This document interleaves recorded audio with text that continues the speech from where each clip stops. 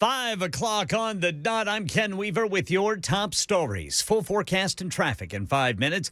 Good news for your pocketbook. Gasoline prices keep inching downward and apparently won't rise much when they do. With global demand for oil dropping when OPEC met last week, there were fears it would cut production drastically, causing prices to shoot up. They did cut production, but analysts say not enough to have a major impact on prices as demand goes down. In the past week, the average price of regular unleaded went down about another penny, according to new data from the U.S. Energy Department. Americans are now paying 16 cents a gallon less than last year at this time. The Gulf Coast is paying the least at $2.74 a gallon. Well, right now in Middle Tennessee, the average price is $2.97 per gallon, according to Gas Buddy. Later today in our nation's capital, IRS whistleblowers testify behind closed doors amid the House impeachment inquiry into President Biden. Gary Shapley, who led the IRS portion of the Hunter Biden probe, and Joseph Ziegler, a 13-year special agent within the IRS Criminal Investigation Division. Today's session comes a week before Assistant U.S. Attorney Leslie Wolf is set to be deposed.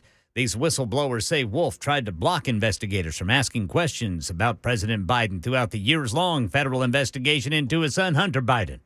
Vote 2024. Some popular Democratic governors have advice for what polls show is an unpopular Democratic president. Groundbreaking events, presentations of oversized checks, ribbon cuttings. Democratic governors say these photo ops help them shrug off President Biden's unpopularity and win their own tough state-level re-election fights. They met in Arizona to talk strategy over the weekend, including the comfortably re-elected Andy Beshear of Red State, Kentucky. They say Mr. Biden needs a lot more appearances at job-creating projects that help people under the infrastructure and other programs he helped pass. That's Chuck Severson reporting. Market Numbers Report brought to you by Beacon Capital Management. Online at beaconcm.com. Here's Daria Olbinger. Stocks slipped to start the week. The Dow fell 41 points, but it had been down more than 200 earlier in the session. The Nasdaq gave up 120. The S&P closed down 25. Investors are a little jittery ahead of some key reports this week on the job market. They could provide more insight into what the Federal Reserve is thinking it's going to do about interest rates as it tries to bring inflation under control. Another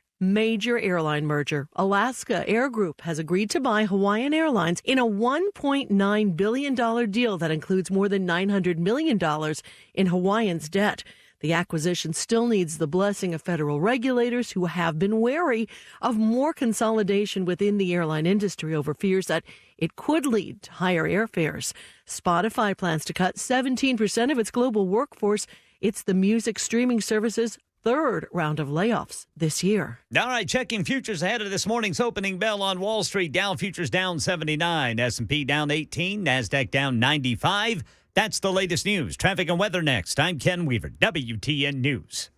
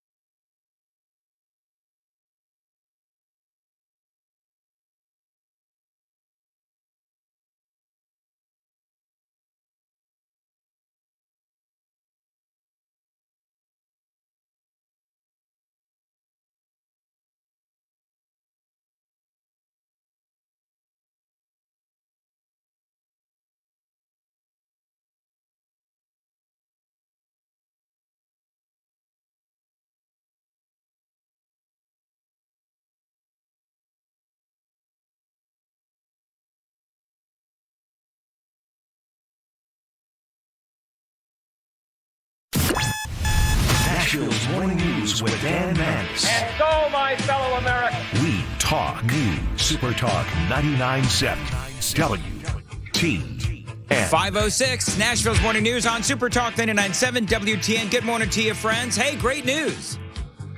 Crime rate across Tennessee is down, except in Memphis. I know you'll be shocked to hear that. I do have details coming up on Nashville's. Why didn't we give Memphis to Arkansas or Mississippi? Because Arkansas and Mississippi didn't want Memphis. I think okay. that's part of what it is. So good morning, Ken. Good morning, Johnny. I've got a crazy story, and I got all kinds of serious news, but I just saw this. And I got to tell you that every day when I turn on the World Wide Web invented by Al Gore, I think we have lost our ever-loving minds. And here's yet another one. Victoria's Secret is now apologizing to a transgender, a man, thinking he's a woman, as this guy was trying to try on bras in a Victoria's Secret. So the guy goes on social media and he starts complaining about the fact that, and by the way, his on-air name or web name, whatever, is Micro Dragons 1. And he's complaining, Micro Dragons 1 is, because he believes that he is a she, and he was roaming around Victoria's Secret and wanted to try on some bras at Victoria's Secret.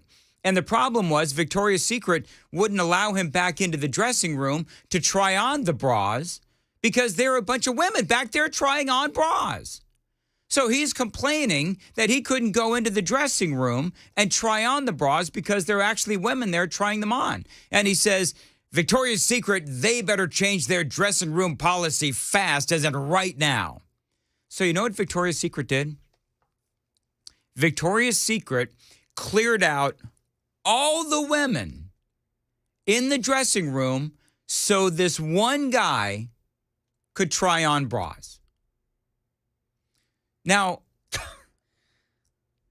I don't know. Doesn't that seem just a little insane to you?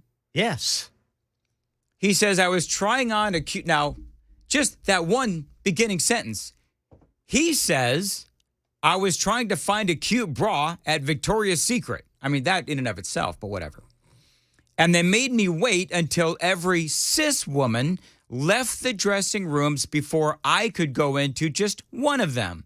They even made other cis women wait until I'd had my turn so no cis women would be in any of the other 5 rooms.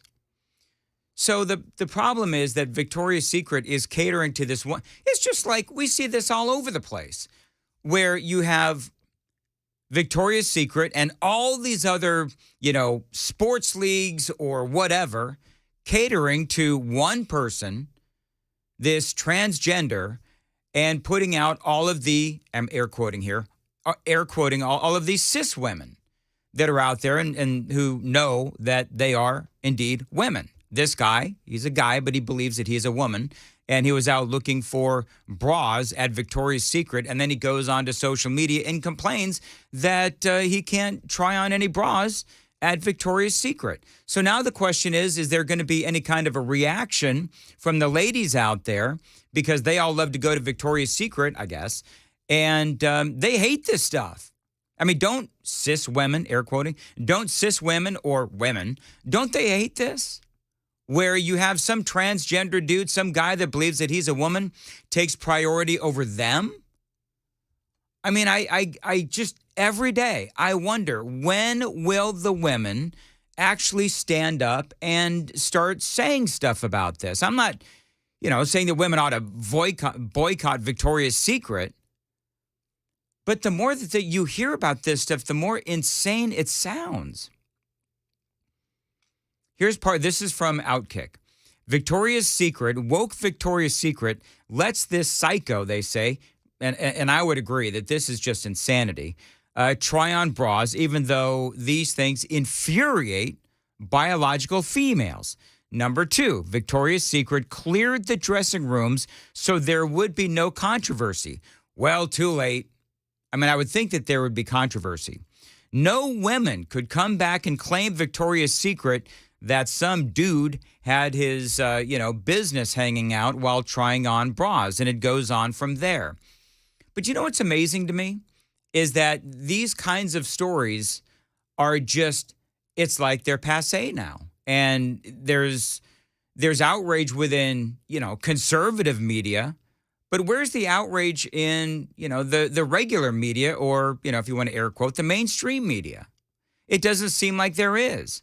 Now, there is another story out there, and I've got it as part of a bigger discussion later.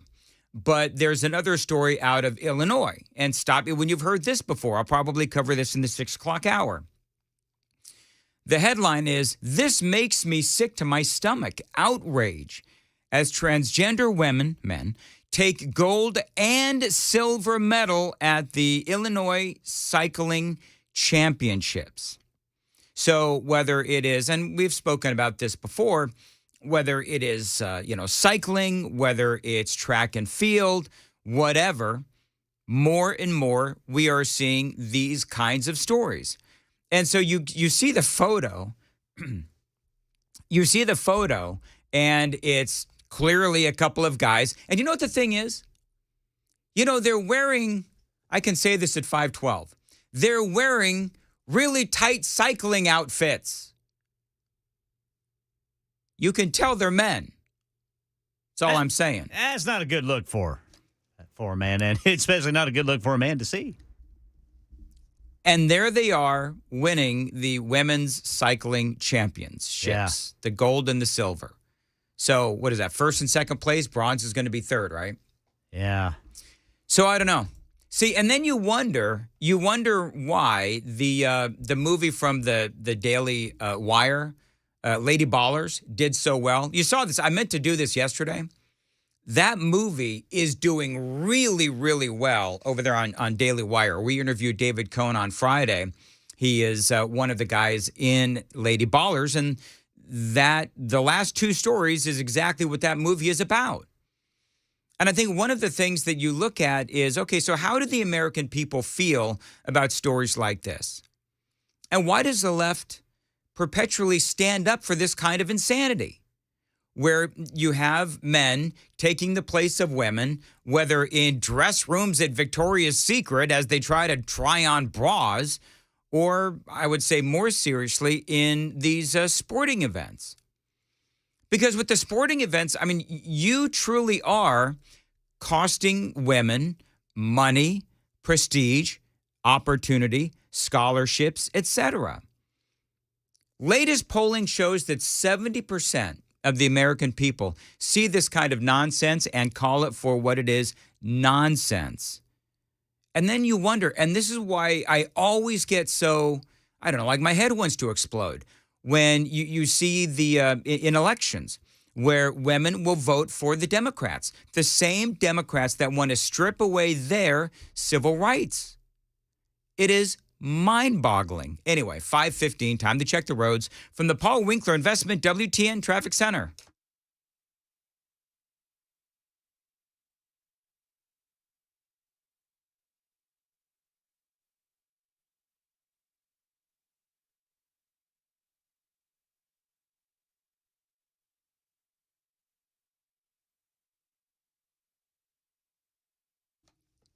Thank you very much. Today, partly sunny, a high of 57, and right now 35 degrees at Super Talk 99.7 WTN.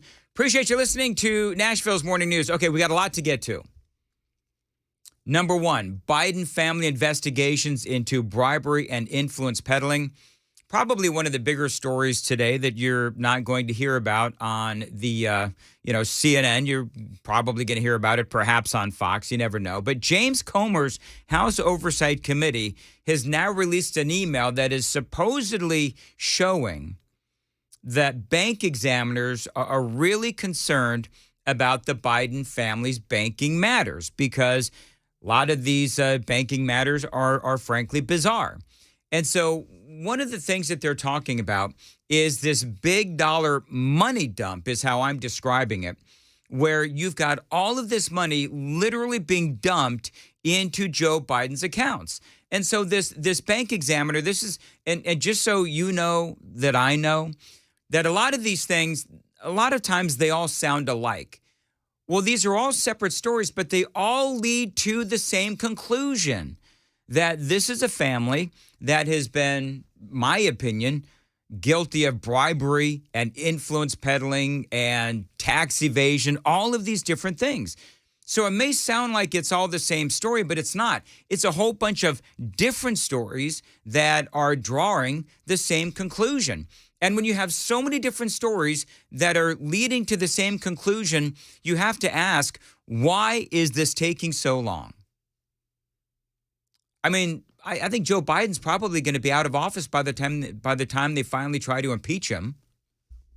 But we'll have to wait and see what happens. Anyway, so this email from this bank examiner, James Comer's been talking about this, where it's a big dollar money dump into Joe Biden's accounts and into the accounts of a whole bunch of other Bidens through these shell companies. And the point of the email from this money laundering expert was that money was being given to the Bidens by China, but, stop me when you've heard this before, no services rendered. And that's obviously going to be an issue because the only thing left to, as we try to draw these conclusions, the only thing left to say is that, yes, this has to be some part of money laundering scheme or influence peddling scheme. Here's James Comer. These accounts where they weren't real businesses, they were just like dormant accounts. You get a huge $5 million wire in. So they obviously reach out to the president's son and say, Mr. Biden, what is this $5 million wire? We need to know, or we're going to have to notify the Treasury Cabinet of a suspicious activity report. He said, oh, that's a loan. And they're like, a loan from China? Okay, well, we need the loan documentation so that we can have that in the records for the bank examiners. And they said there were no loan documents. Well, how can there not be any loan documents? I mean, that's what inquiring minds want to know. I mean, these are some very big and relevant questions. Another big question that some are asking is, did Hunter's drug addiction and extravagant spending habits put him in deep financial peril? You know, perhaps the entire family. All those, I mean, I don't know from personal experience, but from what I understand, you know, hookers and blow, that can be a lot of money. Does that make everybody uncomfortable all right, moving on.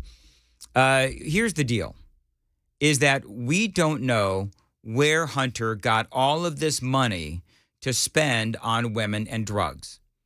James Comer says those addictions could have been what led to all of this. When you say a loan, you don't have to report that on your taxes. You don't have to notify the IRS. So this was a way the Bidens were trying to sneak money in, and at the end of the day, they weren't paying any taxes on it. But the bank examiner realized that this was a bad deal. Not only is this money laundering, and not only is this tax evasion, but this is how China comes in and buys politicians off. They give huge sums of money to vulnerable family members of high-ranking politicians.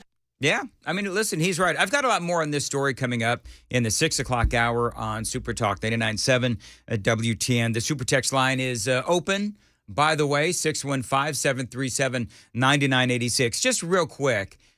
Jonathan Turley, by the way, has some great things to say about what is next in the whole Joe and Hunter Biden storyline. We'll get to that audio also in the 6 o'clock hour. And again, as I said, the crime rates across Tennessee are down, except in Memphis, where they are up. And I do have some new audio from Judge Bill Anderson. Remember, he is the judge who was out there saying, that he hates the bail laws here in Tennessee, and that's why he is just allowing people that are being charged with murder to get off, scot-free and just walk out and not have to stay in jail or not have to put up any kind of bond as they await their trial. And we all know what happens with those bail reform policies. Crime does go up. And so that is another story that we'll be covering for you this morning on Nashville's Morning News. Now, 1313 brings up a very interesting point about the whole bra thing from Victoria's Secret. Good morning, boys, he says. Are some of these guys, he says, doing this to draw attention to the hypocrisy of it all? maybe I don't think so, but maybe some guys could do that. That's the whole point of Lady Ballers from the Daily Wire. Michael wants to know, hey, Dan, what's your bra size? Actually, 2 people asked me what my bra size was. I'm not going to tell you what my bra size is. That's not something you ask a gentleman. Anyway, 522 on Nashville's Morning News on Super Talk 99.7 WTN. I want to tell you about my friends at Stoltz Co. Business is booming over at Stoltz Co. The question is why? Well, it is because they build great pole barns, and more Tennesseans are figuring that out. Now, if you don't know what a pole barn is, it is anything that you want it to be. It can be a classic tool and work barn. It can be a garage. It can be a place to live. A pole barn from Stoltz Co. is practical, efficient, and flexible. And yes, a pole barn from Stoltz Co. is going to stand the test of time. So if you're hearing this commercial right now and thinking about a piece of land you have, maybe a section of your property that you don't know what to do with, a pole barn from Stoltz Co., they use only the best materials and only the best craftsmanship as well. So if you have a minute, check them out at their website. It is stoltzco.com. STOLTZCO, Stoltzco.com. You can also find them on Instagram or Facebook. Stoltzco, where quality workmanship and great customer service is affordable. Their phone number is 615-622-5992, 615-622-5992. For my friends at Stoltzco, it is 523. Ken Weaver is coming up in the WTN newsroom. Ken, what's coming up in the news at 5:30?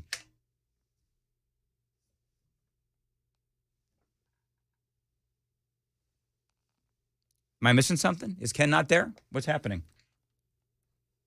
I don't think he was ready for you. Oh, I'm sorry. Well, Ken, apparently, here's what's happening in the news of 5:30. A lot of really great stories from Ken Weaver, and it's all coming up next on WTN.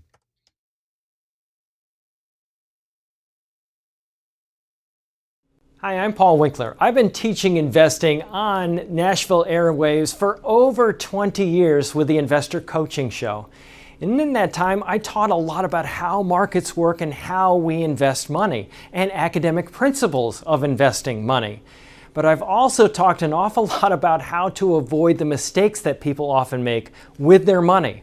Think about it. A lot of people sold out of the market at the worst time when COVID struck, or when TARP happened, the Troubled Asset Relief Program, or gold, they invested in that at the worst time. Bailing out of the market because they were worried about Y2K or 9/11 or jumping into energy stocks or jumping into cryptocurrency.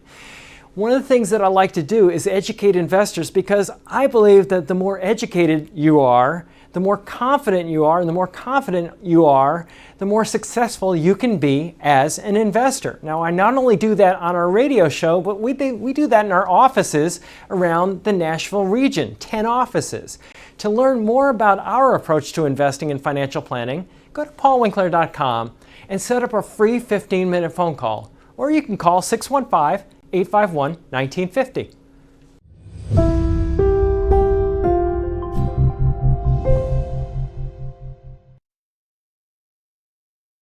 For many of us, generators are becoming a must-have household appliance. From unpredictable weather to surprise outages, it's better to be safe than sorry. Generator Supercenter of Nashville offers fast and easy installations with 24/7 service and monitoring to all brands of generators and expert repairs done right. Our mission is to make owning a backup generator simple and easy. Visit your local store today or check us out online. Generator Supercenter of Nashville. We serve all Middle Tennessee. I love the state of Tennessee. I love everything about it, and I love hunting and fishing in the state of Tennessee, and what you guys do is so great. I was born and raised here, and this song is for Tennessee and everybody in it.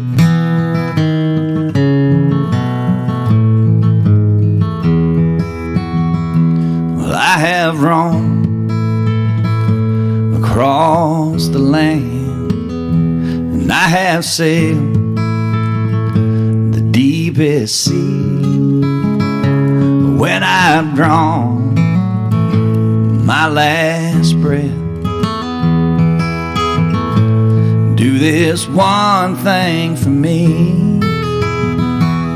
Say, won't you take me back to Tennessee? Tennessee. Southern streams are flowing free. Me and mine, Lord, will always be right at home in Tennessee. Right at home in the woods of Tennessee. Right at home in Tennessee. Awesome.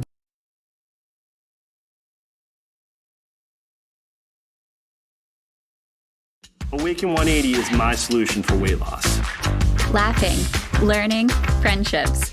Not the words normally associated with trying to lose weight. But with Awaken 180, you're not trying.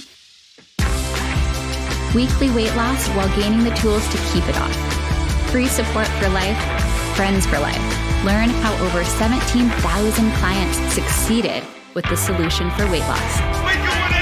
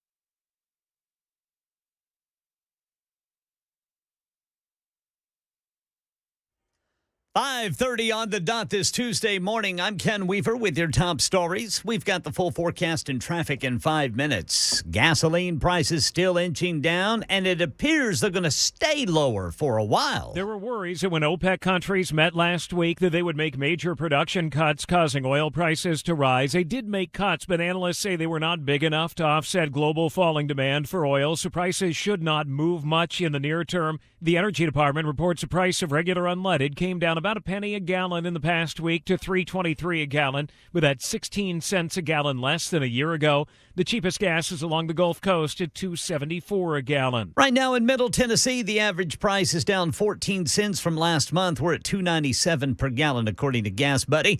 Arizona's Democratic governor is fed up with the border decisions made by the Biden administration. Here's Zoreen Shah. U.S. Customs and Border Protection officials suspending operations at a border crossing in Lukeville, Arizona on Monday to free agents to deal with increased levels of migrant encounters. Over 17,000 migrants apprehended in the Tucson region over 1 week, compared to just over 23,000 encounters in the entire month of November last year. CBP transporting some of those migrants to other parts of the border for expedited removal. Yeah, during a press gaggle yesterday, Governor Katie Hobbs said this could have been avoided if the president's staff would increase patrols and listen to what her administration has been asking for. Meanwhile, a Texas border crossing point was also shut down to shift resources to illegal entries. Members of Congress plan to question the leaders of several elite colleges about a recent anti-Semitic incident. Here's Brian Clark. The presidents of Harvard, MIT, and the University of Pennsylvania will testify about anti-Semitic incidents on campus before the House Committee on Education and the Workforce. Committee Chair Virginia Fox said the leaders have a responsibility to foster and uphold a safe learning environment. White House Press Secretary Karine Jean-Pierre asked about the increase in anti-Semitic incidents. We understand the fear that people in the Jewish community must be feeling right now. The Republican-controlled committee says they're demanding these leaders take appropriate action to stand strong. That's the latest news. Traffic and weather next. I'm Ken Weaver, WTN News. Thanks, Ken. 532. Your home is a big investment, and USS, they are here to protect it. Now, these are the folks that I turn to. Anytime I have a problem, I do call the experts in waterproofing, foundation repair, and concrete leveling. By the way, to name just a few, now you go to their website, USSTN.com, you will find a massive list of everything that they can offer to help you with your home and keeping it in tip-top shape. Now, these folks have been helping customers for years. They've got 25,000 100% satisfied clients, including yours truly. They arrive at your home as problem solvers, and they're going to help you figure out what the issue is, and then they are going to fix it and, most importantly, communicate with you along the way. So what can they help you with? Again, concrete lifting, foundation repair, basement and crawl space roofing, and so much more, waterproofing, and so much more. So call them at 615-488-7855. We guarantee our best. Call USS, 615-488-7855, USSTN.com.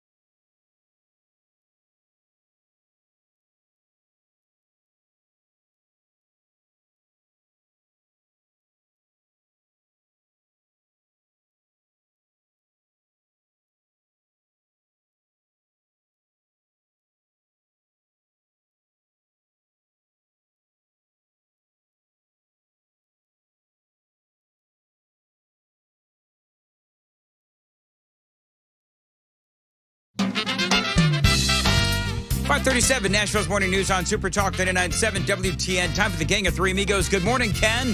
What's going on there, Brother Dan Mandis? Tell of a tease you had earlier in the radio broadcast. Yeah. Just so folks know, that was my fault. I went out of order. I did my live spot, and then I threw to Ken, which is a no-no. Not a yes, but a no-no in the hosting world. And I think a month into this, Dan, we are off and running. Is that what you think, Ken? That's what I think. Well, I think we're off. I think it was my opening story about the dude in Victoria's Secret wanting to try on those bras. I kind of distracted you, did it? I did something. I don't know. They'll be trying on some bustiers later today. Some bustiers. You guys ever try on your wife's bras? You guys ever tried that? No. Me either. No. So, hey, did you hear about McDonald's? No, I'm just kidding. I've never. Come on, honey. Just once. I did. Okay, so true story. I did. Dan? I did. No. I did have a girlfriend once tell me that I should try on her Spanx. I didn't do it. You guys know what Spanx are, right? Right. Yeah, those tight pants. Guys, if you don't know what Spanx, well, yeah, what they do is, I guess if you've got a little bit of, extra skin on the legging hip area. Oh, it tightens it up a little bit. Tightens it up. Yeah, babe. Sucks it all in kind of a thing. Yes, sir. And so I was, at one point, watching her try to put these damn Spanx on, and I sort of laughed. Uh-oh. That was the wrong thing to do. Yes. Yeah. Let's go around the room. Things you've done to screw up your relationships. I'll go first. Laughing at the inappropriate times. Laughing at your girlfriend trying to put on Spanx. Yeah. Do one. So you try them on. I said no, thank you, because at the time I had, I had my own weight issues. But anyway, so where was I going with this? I'm not sure. Johnny and Ken, you guys want to delve into what you've done to screw up your relationships, or should we just move on? Nah, let's just move on. Run, guys, run! Hey, guys, I've got snacks. Kind of like that first story. Run! Okay. Hey, you guys know that McDonald's is going to open up it looks like a new restaurant. It's like a spin-off restaurant. Oh. I think it's called Cosmix. Capital C-O-S, capital M-C-S. Is that Cosmix? Sounds like it to me, Brother Dan. Sounds like it. Earlier this year, they have announced Cosmix, described as a small format concept with all the DNA of McDonald's, but its own unique personality, they say. You know where the first one is going to be in? I don't know why, but Bolingbrook, Illinois. I don't know why. That sounds so random. Maybe there's a reason why Bolingbrook, Illinois. Let's choose a town. Bolingbrook. Yeah. Random towns. They say it is unclear if the menus were simply dummy placeholders or the real deal. Glimpses from the screens reveal that there is an array of items, including iced teas, lemonades, slushies, sandwiches, and smaller bites. They also talk about blueberry ginger boost and a churro frappe and some other things as well. I don't know. I don't know. I mean, McDonald's, don't they have enough problems these days without now trying to expand? Because McDonald's, we just did a story the other day where they are hurting big time, and now they're trying to change their menu. So I don't know. Today might be this new format or new concept might be a bit much for the folks at McDonald's. But whatever. You know what? If people go to McDonald's, that's all fine, well, and good. So, Kiss this week has now done their final concert. You guys know this? Yes. In New York. Again? Yes. Thank you, Ken. Once again, their final, we mean it this time. Yeah. Yeah, you know what? That's what they need to call it. The We Mean It This Time tour. And so, but you know what they did at the end of the show? You know what they're doing? Do you remember how ABBA did this sort of like virtual versions of themselves? Yes. Kiss is going to do the same thing. Do you think you think there's a need for virtual Kiss? No. Like, are people still, and I'm genuinely asking because it always seems like, I mean, I remember back in the 90s when Kiss would have concerts and Motley Crue would open up and people would go for Motley Crue and then leave. Yeah. And so Happened to him back in 75 in Chicago when AC/DC opened for him, too. Did they really? Who was there. Yeah. So, I mean, I guess my question is Kiss still a thing? I don't. Oh, yeah. Are they? Yeah, Do people still like love Kiss? them, man. I mean, here in Music City, is Kiss still a thing? Yeah, you've still got members of the Kiss Army. Yeah, huge cult following. Yes. Okay, so it's like a cult following. Oh, yeah. Okay. Yeah. Well, listen, Gene Simmons, man, the dude's a genius. Yes, he is. He's a marketing genius. He is, yes. I mean, it's not every day you have, coffins that are, wrapped around your band name, and I do understand that. So have they had a song that anybody's listened to in years? Have they even done? Wow. New songs? I think the last was in the 80s, I believe. That's exactly right. So I don't know. But so for Kiss, they also talked about how they might have some younger Kiss members where you can have like younger versions, like, like Menudo or Menudo, whatever, that band where the kids would like age out and then you'd get new kids in. Maybe that's what Kiss is going to do. Is they're going to have a new Gene. How do you get somebody with that size of tongue, though? I mean, if you're going to have new versions of the same. Yes. Yeah, I heard all kinds of stories about that back in the day. Like it was surgically? Like yeah, it was like he had it, is the right term elongated? Yes. Yeah, and I don't know if that's true or not. I don't either. I never really understood the whole sticking out the tongue thing. Well, the story in East Texas was that they sewed a cow's tongue onto him. Really? Yeah. Huh.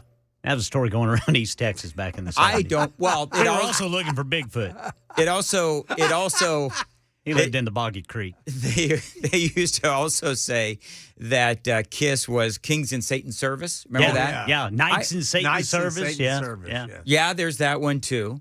And I remember my mom and dad, telling me when I was like asking about Kiss back in the 70s when I was just like 7, 8 years old, whatever it was, about these guys. And my dad, because my dad he was not into the long hairs, man, at all. Yeah. And he absolutely forbid me from listening to Kiss. So, of course, you know what I did when I got old enough. Yeah, you listened to Kiss. I listened to Kiss, and then I graduated to, Ozzy Osbourne and some of these other, metal bands. Yeah. And for me, I listened to it, and I thought, what is the big deal? Yeah. I mean, that's part of these bands is sometimes their reputations are just, they don't live up to the music that they put out. Kind of like Journey. Dare I say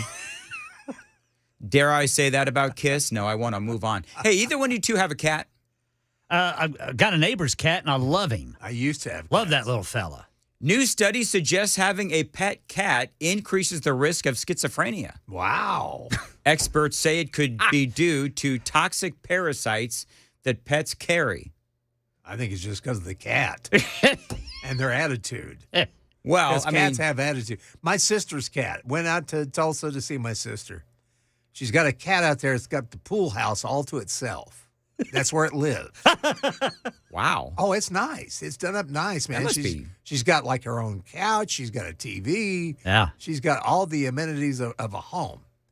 And anyway, she's outside. And I'm talking to her, and she's talking to me back. She goes into her house, and then she comes back out. And I have walked the yard, and I've come back, and I'm opening the gate. As I'm opening the gate, she doesn't look mad or anything. There's no hair sticking up.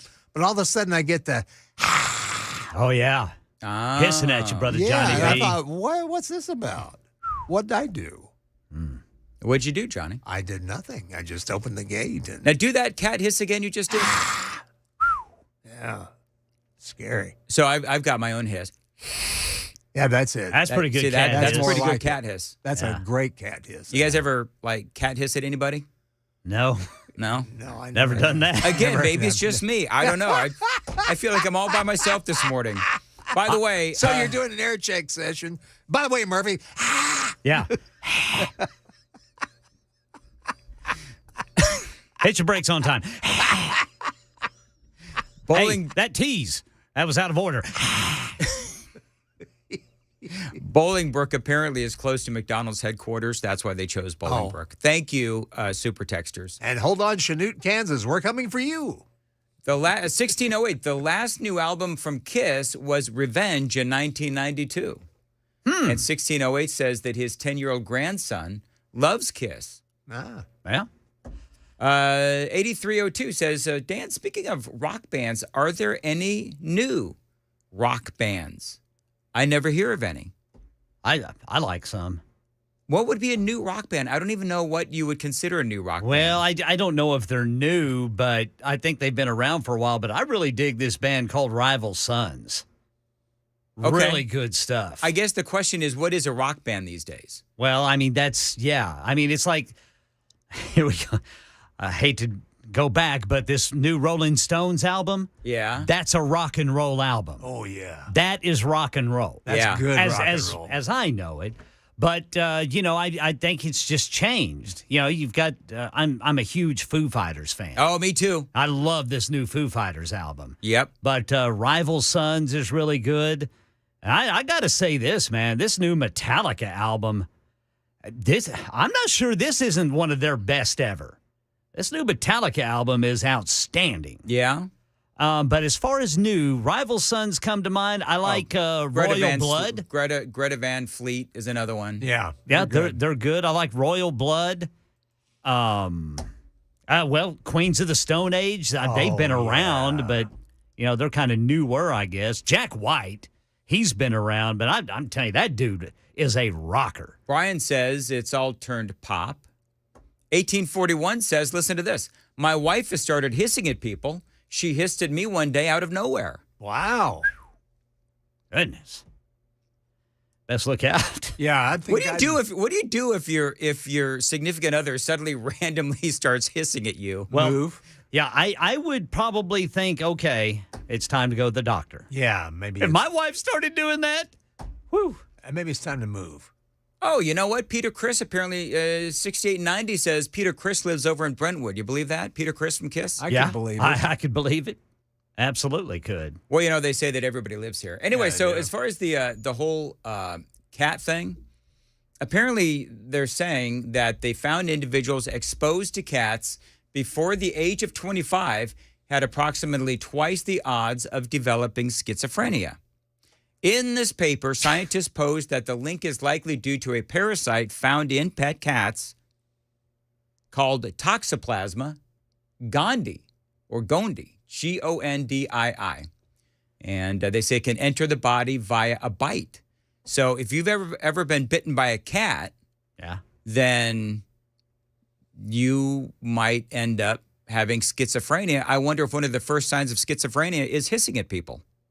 Could be. Could be. Yeah. If your other personality is a cat, If you start using litter boxes. If you start using, you know what?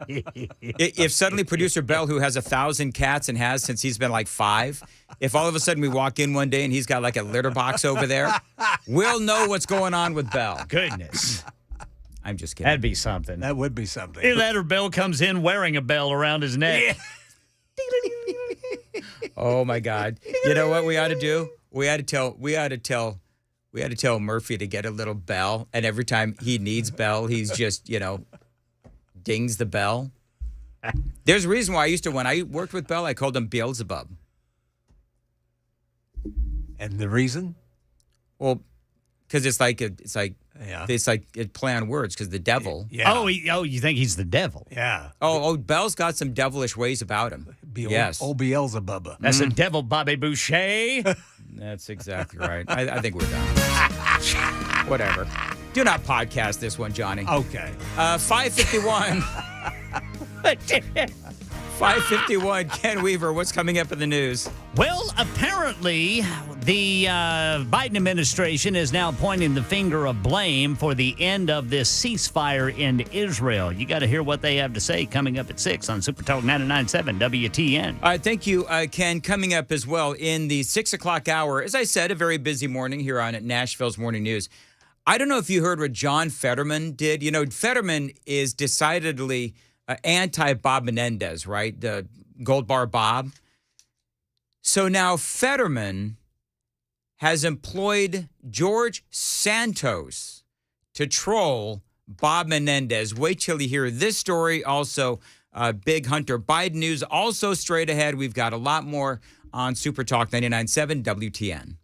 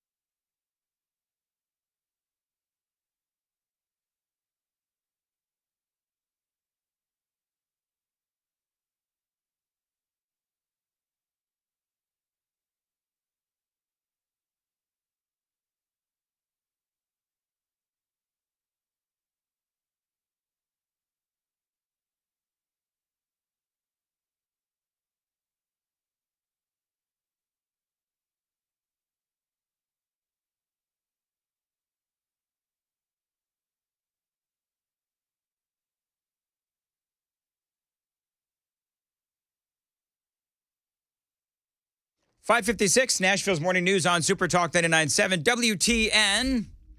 Hey, don't forget the big event coming up this Thursday from 4 to 8 at the scoreboard at Cedar Creek Marina. This is in Mount Juliet. We'll be talking about the year we leave behind and the year ahead, or it's Chris Hand's Christmas party. One or the other, but either way, come on out. It is, again, this coming Thursday, December 7th. By the way, if you think it's going to be too cold because it's right there on the marina, they've got these massive heaters out there, so it's going to be a lot of fun. So you're going to have Matt, Chris, and myself. We're going to be there basically between 4 and 6, saying hi to people, doing quick cut-ins, and then we'll do a complete broadcast with the four of us roughly between 7 and 8 o'clock as well as Brian makes his way down to the facility. The good news is it is absolutely free, and you can find more details at 997WTN.com.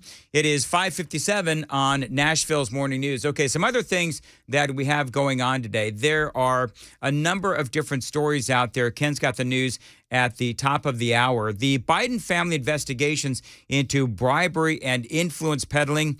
We have Jonathan Turley talking about the litany of lies that have been coming out of the Biden family. And yes, we do have violent crime down in Tennessee. A big shocker, though, it is up in Memphis. But why is violent crime going down? I've got that story for you and a whole lot more straight ahead. By the way, don't forget, you can always listen to us online. You've got us pretty much everywhere, all the usual apps, the iHeartRadio app, the 997WTN.com. You can watch us on Facebook and also YouTube, the website, 997WTN.com.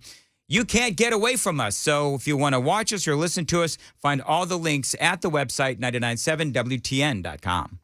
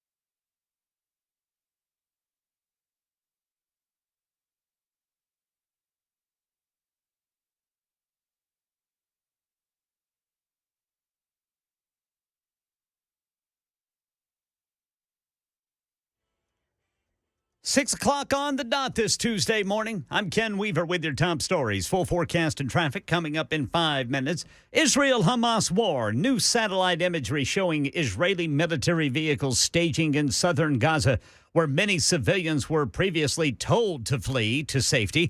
White House National Security Advisor Jake Sullivan at a briefing yesterday blamed Hamas for the end of that ceasefire. Right now, Hamas is refusing to release civilian women who should have been part of the agreement. And it is that refusal by Hamas that has caused the end of the hostage agreement and therefore the end of the pause in hostilities. There are up to 600 Americans still in Gaza. Later today in our nation's capital, IRS whistleblowers testify behind closed doors amid the House impeachment inquiry into President Biden.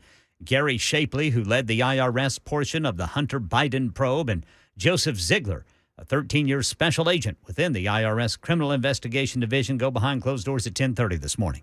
Today's session comes a week before Assistant U.S. Attorney Leslie Wolf is set to be deposed.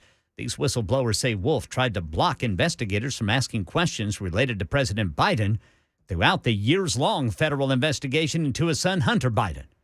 And right now in Nashville, police are looking for a hit-and-run driver who witnesses say never slowed down. Patricia Sowell says she was with a group of friends sitting at a nearby gas station on Nolensville Pike when they realized what had happened. People don't even have hearts anymore. They just treated like he was a piece of trash, like a old wrapper or something laying on the ground, just kept going. Now, that man died on Sunday. Police said they're on the lookout for the driver of that Challenger with black racing stripes.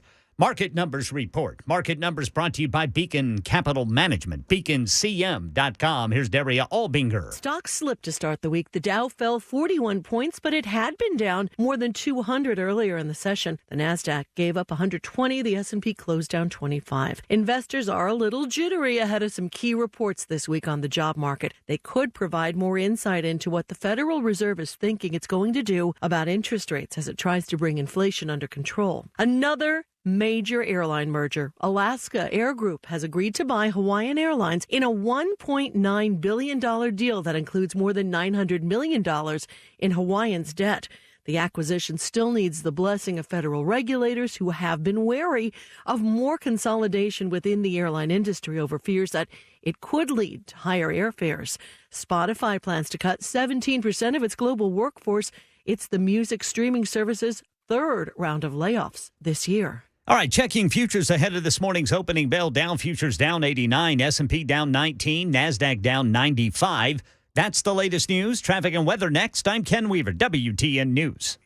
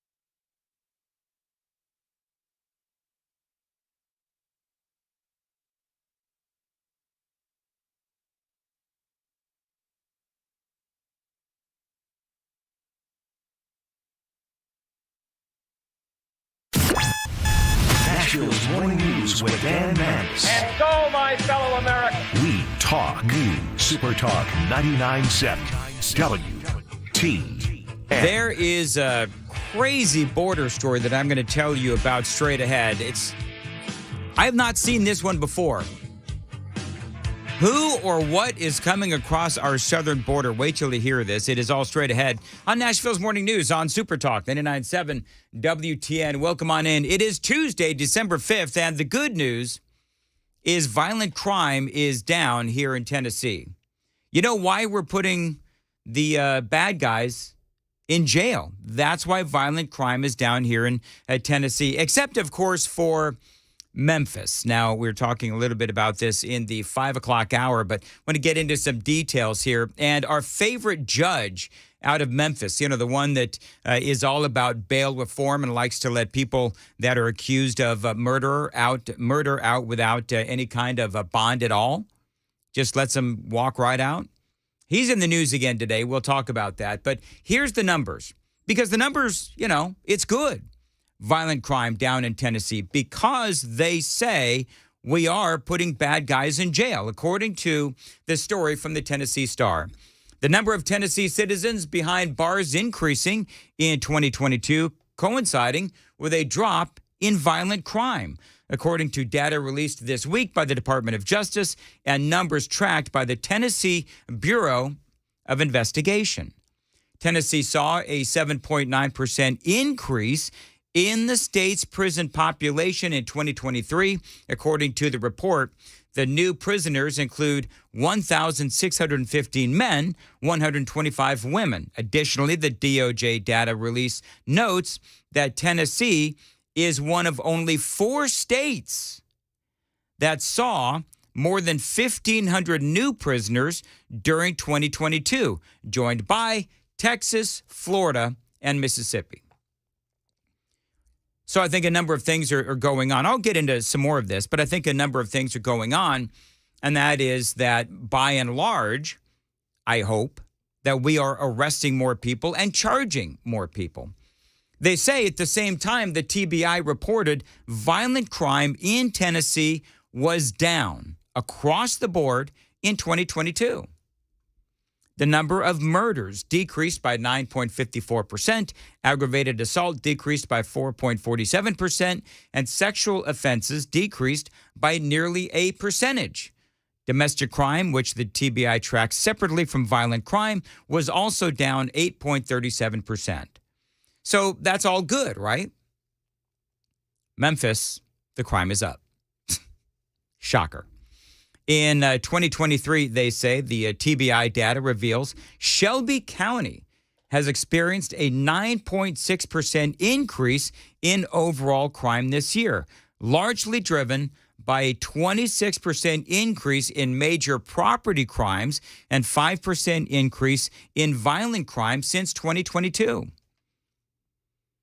Now, this is part of the problem. Memphis Mayor Jack Strickland has blamed prosecutors for failing to adequately prosecute alleged criminals and judges for failing to issue strict rulings in sentencing and especially bond hearings. Now, a lot of people are talking about and have been talking about this judge, Bill Anderson. I told you about him last week, where this is the judge in Memphis who hates the bail system. So he lets guys out without any kind of bond whatsoever to roam the streets after they've been charged with a crime. They don't sit in the courtroom. They don't monitor anything. They don't do anything but collect money. Yeah, he's talking about the bail bonds system. From poor people. That's what they do. That's how they function. I detest the bail bond system in Shelby County. Well, one of the things that he said, you just heard him say that, this is, again, that judge who hates the bail bond system, is that they collect money from poor people. Well, don't they collect money from people that have been charged with a crime? I'm sorry if they're poor, but if they are charged with a crime and they're in jail and they're awaiting their court hearing, then they're going after people charged with a crime, not necessarily poor people. It's people that are charged with right? I'm not missing anything, am I, Judge Anderson? So everybody's talking about this guy. And Channel 5 in Memphis did a story on his seemingly, I would say, love of soft on crime policies and hatred of guns. We talked about that. He's got a hatred of guns and Tennessee's gun laws specifically.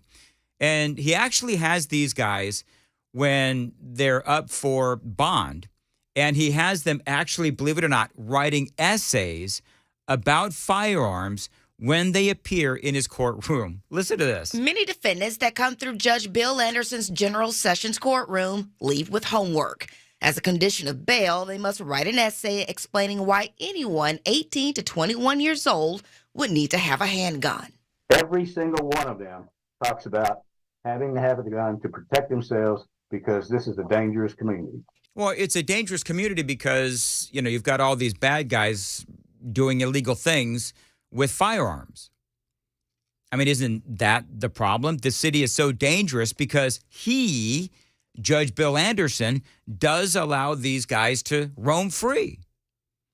And so one of the things that you'll see out there, I just want to caution you on this. One of the things that you're going to see out there are these studies that show that these soft on crime policies and bail reform and so forth, that it does not increase crime in cities with these kinds of soft on crime policies. But one of the things that the studies simply do not take into consideration, because remember, you've got all kinds of studies out there, and you've got studies that will fit any kind of narrative you want to put out there. And so there's some studies out there that will, again, say that soft on crime studies don't lead to, higher crime and so forth. But what they don't take into consideration is that there are fewer arrests overall these days because police officers are simply not arresting as many people as they once did. I mean, there's a lot of crime, but fewer arrests are being made. So that's why it may look like crime is not going up in some of these cities with bail reform policies, but in reality, crime is being committed literally, but you have these prosecutors and you've got these judges and you've got these Soros-paid DAs who refuse to press charges. So a lot of these studies, they can be incredibly deceiving and full of narrative. There's just simply put, in a lot of these cities and a lot of these states, frankly, is there's a lot more tolerance for crime. But here in Tennessee, apparently we are putting more bad guys behind bars, and that means clearly, obviously, that we are less tolerant of crime in Tennessee and also in places like Texas, Florida, and Mississippi. So here's the thing.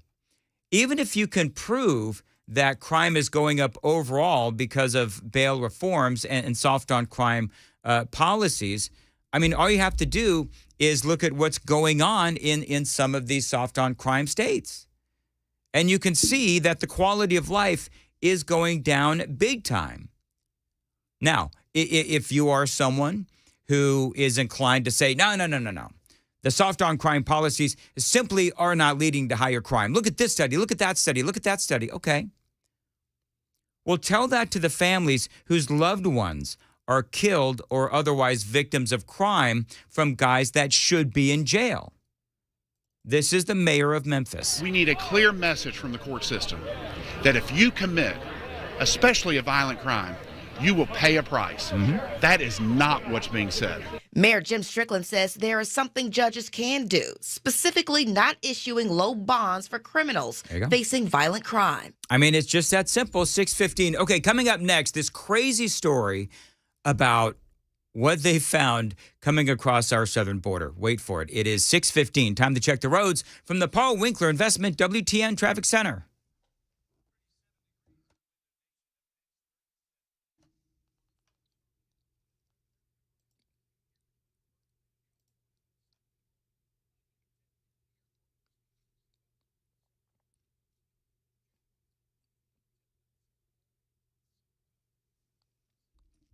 Thank you very much. At 6:16, partly sunny today, high of 57, and right now 37 degrees at Super Talk 99.7 WTN. I'm going to go ahead and tweet this story out because it is quite the visual from the Daily Mail. Didn't see this on CNN, didn't see this on BSNBC, didn't see this. I don't even see this on Fox News. But what I am looking at is a photograph of a whole bunch of fairly well-dressed, youngish Chinese men. And they've got smart luggage. And they caught them in California coming across our southern border. Now, what's interesting is I'm sitting here looking at this and I'm thinking, okay, so you mean to tell me that this large group of, they say, Chinese nationals, neatly dressed with smart luggage, basically turning themselves into border authorities because they know that they're just going to be allowed to waltz into our country and do whatever godforsaken thing that they want to do. Did they really traipse across the deserts of Mexico all nicely dressed? I mean, some of these people even have long sleeves on. So no, remember that story that I told you about yesterday, where you have the Mexican government that is facilitating illegal immigration. They're actually, the Mexican government, if you missed the story from yesterday, it's on the podcast, I'm sure, where you have the Mexican government, the immigration officials are charging these migrants for like GPS coordinates and directions on how to get into our country. There's also been stories about how the Mexican government will simply give some of these folks or facilitate rides to our southern border. So if you think Mexico is our friend, obviously not. So anyway, this is part of the story. A group of smartly dressed Chinese migrants with pristine, smart luggage were photographed being apprehended in California after illegally crossing the southern border. The migrants, reported to be mostly Chinese nationals fleeing authoritarian leader Xi Jinping, were lined up neatly dressed and with proper luggage, they say, as they were processed following their illegal crossing, according to News Nation. They were lined up near the San Diego County town of Hot Springs, I guess, as the county debates approving millions more in emergency funding to help shelter them and others. While previously many of the migrants causing the U.S. border crisis had come from Central and South America, now thousands have come from China. You think Gavin Newsom will say anything to Xi Jinping about why there's so many of his people sneaking into our country? See, I don't think for a moment, this is my my hot take on this. I don't believe for a second that these people are, I'm air quoting, Xi Jinping. I think they are being sent here by Xi Jinping to come into our country and, buy property, spy, do those kinds of things. I mean, how many times have we talked about those biolabs that have connections to Xi Jinping and folks in China and companies in China? There was one in, there was one in California. I told you about this, the one in California a while ago. And the big question was, okay, so how safe are these? And clearly, these biolabs run by the Chinese in California and other parts of our country are not safe. So yeah, I think you've got Xi Jinping who is exporting spies into America as we import an entirely new voting bloc, courtesy of the Biden administration. Listen to these numbers. Over the 2023 fiscal year, which ended in September, U.S. Customs and Border Protection reported 24,048 Chinese citizens were apprehended at the Mexico border, more than the 10 preceding years combined. That is up more than 10 times from the 1,970 arrests recorded during the 2022 fiscal year. I mean, the numbers go on and on. You know the numbers are bad. I know the numbers are bad. Listen, Joe Biden knows the numbers are bad. But you know who believes that these numbers are really good? Xi Jinping. He loves these numbers. 6:21 on Nashville's Morning News. I'll tweet that out at Dan Mandis Show. Ken Weaver, what's coming up in the news? Israeli Defense Forces expanding ground operations in Gaza. They're giving us an update on some of those terrorist tunnels. A Middle Tennessee mother wants changes at her daughter's school bus stop after a man tried to take her. And you got to hear what happened after a man started firing a flare gun into his neighborhood last night. These stories and more at 6:30 on Super Talk 99.7 WTN. Yeah, it's a PSA from us to you folks. Never fire a flare gun in your home. Have you seen that video, Ken? Yes. Yes, All right, I'll let Ken tell the story at 6:30. I will tell you this, the video is like this home. I'll tweet that out too. Just massive explosion. Ken has the whole story coming up for you at 6:30 on Nashville's Morning News on Super Talk 99.7 WTN. Dan Mandis here. I want to tell you about my friends at Window Nation. Now, every month they have a great deal for you if you're thinking about getting new windows, and this month, the month of December, is no exception. They've got a great deal going on right now for you to get not only some great new windows, but also save a ton of money on those windows and also save some money every month on your energy bills.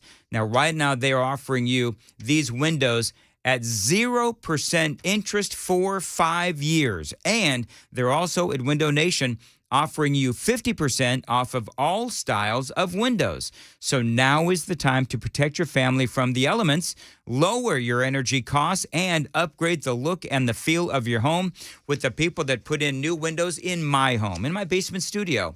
Window Nation. And remember that great deal when you call 866-90-NATION and tell them Dan Mandis told you to reach out. Get 0% interest for 5 years plus 50% off all styles of windows. You can save thousands on your new windows and your energy bills, all the while upgrading the look and the feel of your home with Window Nation. Save a ton of money by calling this phone number right now, 866-90-NATION, 866-90-NATION, windownation.com. Hi, I'm Paul Winkler. I've been teaching investing on Nashville airwaves for over 20 years with the Investor Coaching Show.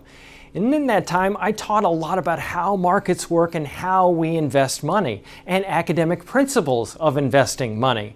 But I've also talked an awful lot about how to avoid the mistakes that people often make with their money. Think about it. A lot of people sold out of the market at the worst time when COVID struck, or when TARP happened, the Troubled Asset Relief Program, or gold, they invested in that at the worst time. Bailing out of the market because they were worried about Y2K or 9/11 or jumping into energy stocks or jumping into cryptocurrency. One of the things that I like to do is educate investors because I believe that the more educated you are, the more confident you are, and the more confident you are, the more successful you can be as an investor. Now, I not only do that on our radio show, but we do that in our offices around the Nashville region, 10 offices. To learn more about our approach to investing and financial planning, go to paulwinkler.com and set up a free 15-minute phone call, or you can call 615-851-1950.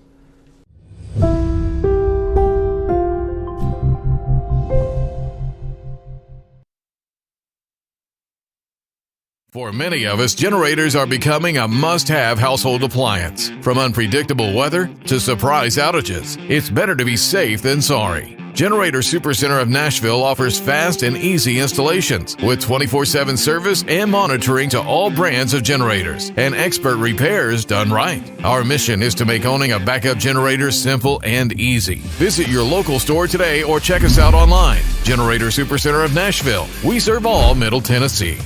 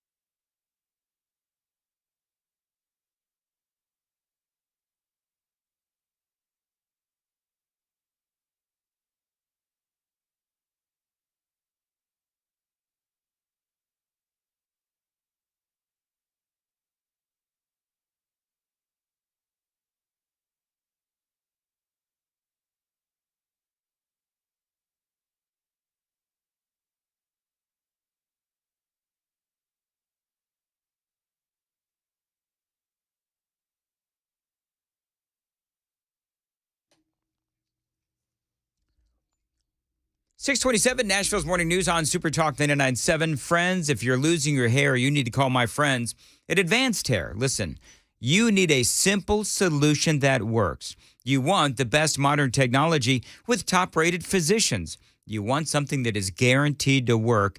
You need to call my friends at Advanced Hair. Now, Advanced Hair has completely redefined hair restoration, from the experience itself to the unmatched results they produce at Advanced Hair. Receding hairline, bald spot, maybe you've got thinning hair.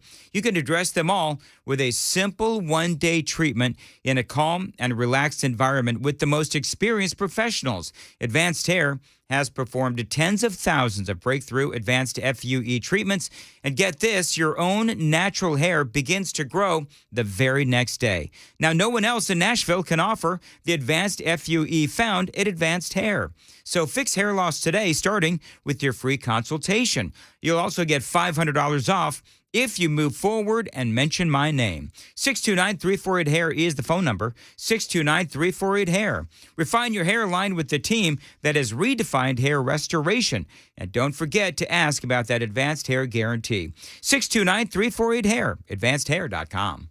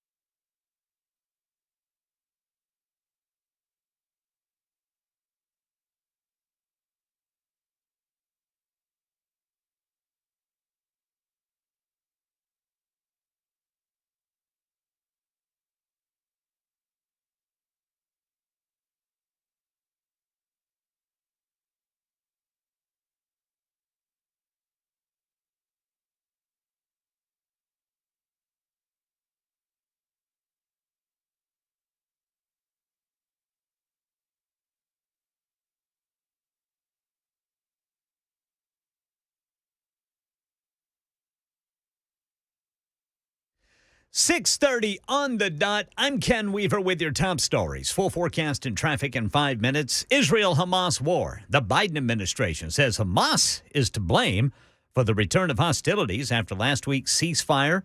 They refused to release civilian women hostages, which were part of the agreement. So we're back to fighting. Meanwhile, since the hostilities have returned, we're expanding our operations against Hamas across all of Gaza. We're targeting operatives, infrastructure, and mainly the tunnel network. That's IDF spokesman Lieutenant Colonel Richard Hecht, who says they've located more than 800 tunnels and they've destroyed 500 of them. Right now in Middle Tennessee, a Hermitage mother wants changes at her daughter's school bus stop after a man tried to kidnap her and 2 other girls. Andrea Dean tells Channel 4 there are not enough lights near the bus stop, and the bus comes so early there aren't any adults up to watch the students. There's no one else outside. There's no one. It's just those three girls walking alone until they meet up with each other right here. It's concerning because one swoop, like I said, put her in the car and that's it. And we're thinking they're on the bus to school. Suspect Levi Combs goes to court this morning on attempted kidnapping and assault charges. New details emerging about a home explosion last night near the nation's capital in Arlington, Virginia. Lionel Moise reports. Police say the male suspect discharged a flare gun into the neighborhood from inside the home 30 to 40 times and then several rounds from a firearm before the house exploded. Alex Wilson capturing the blast that shook the neighborhood. It was so loud, Bob Maines, who lives nearby, also heard it. I've been here for 50 years and I've never experienced anything like that. Police were already at that scene before the blast, executing a search warrant. It's unclear, though, why the suspect was firing the flare gun in the first place. They may never know. The victim hasn't been found, neither dead or alive. That's the latest news. Traffic and weather next. I'm Ken Weaver, WTN News.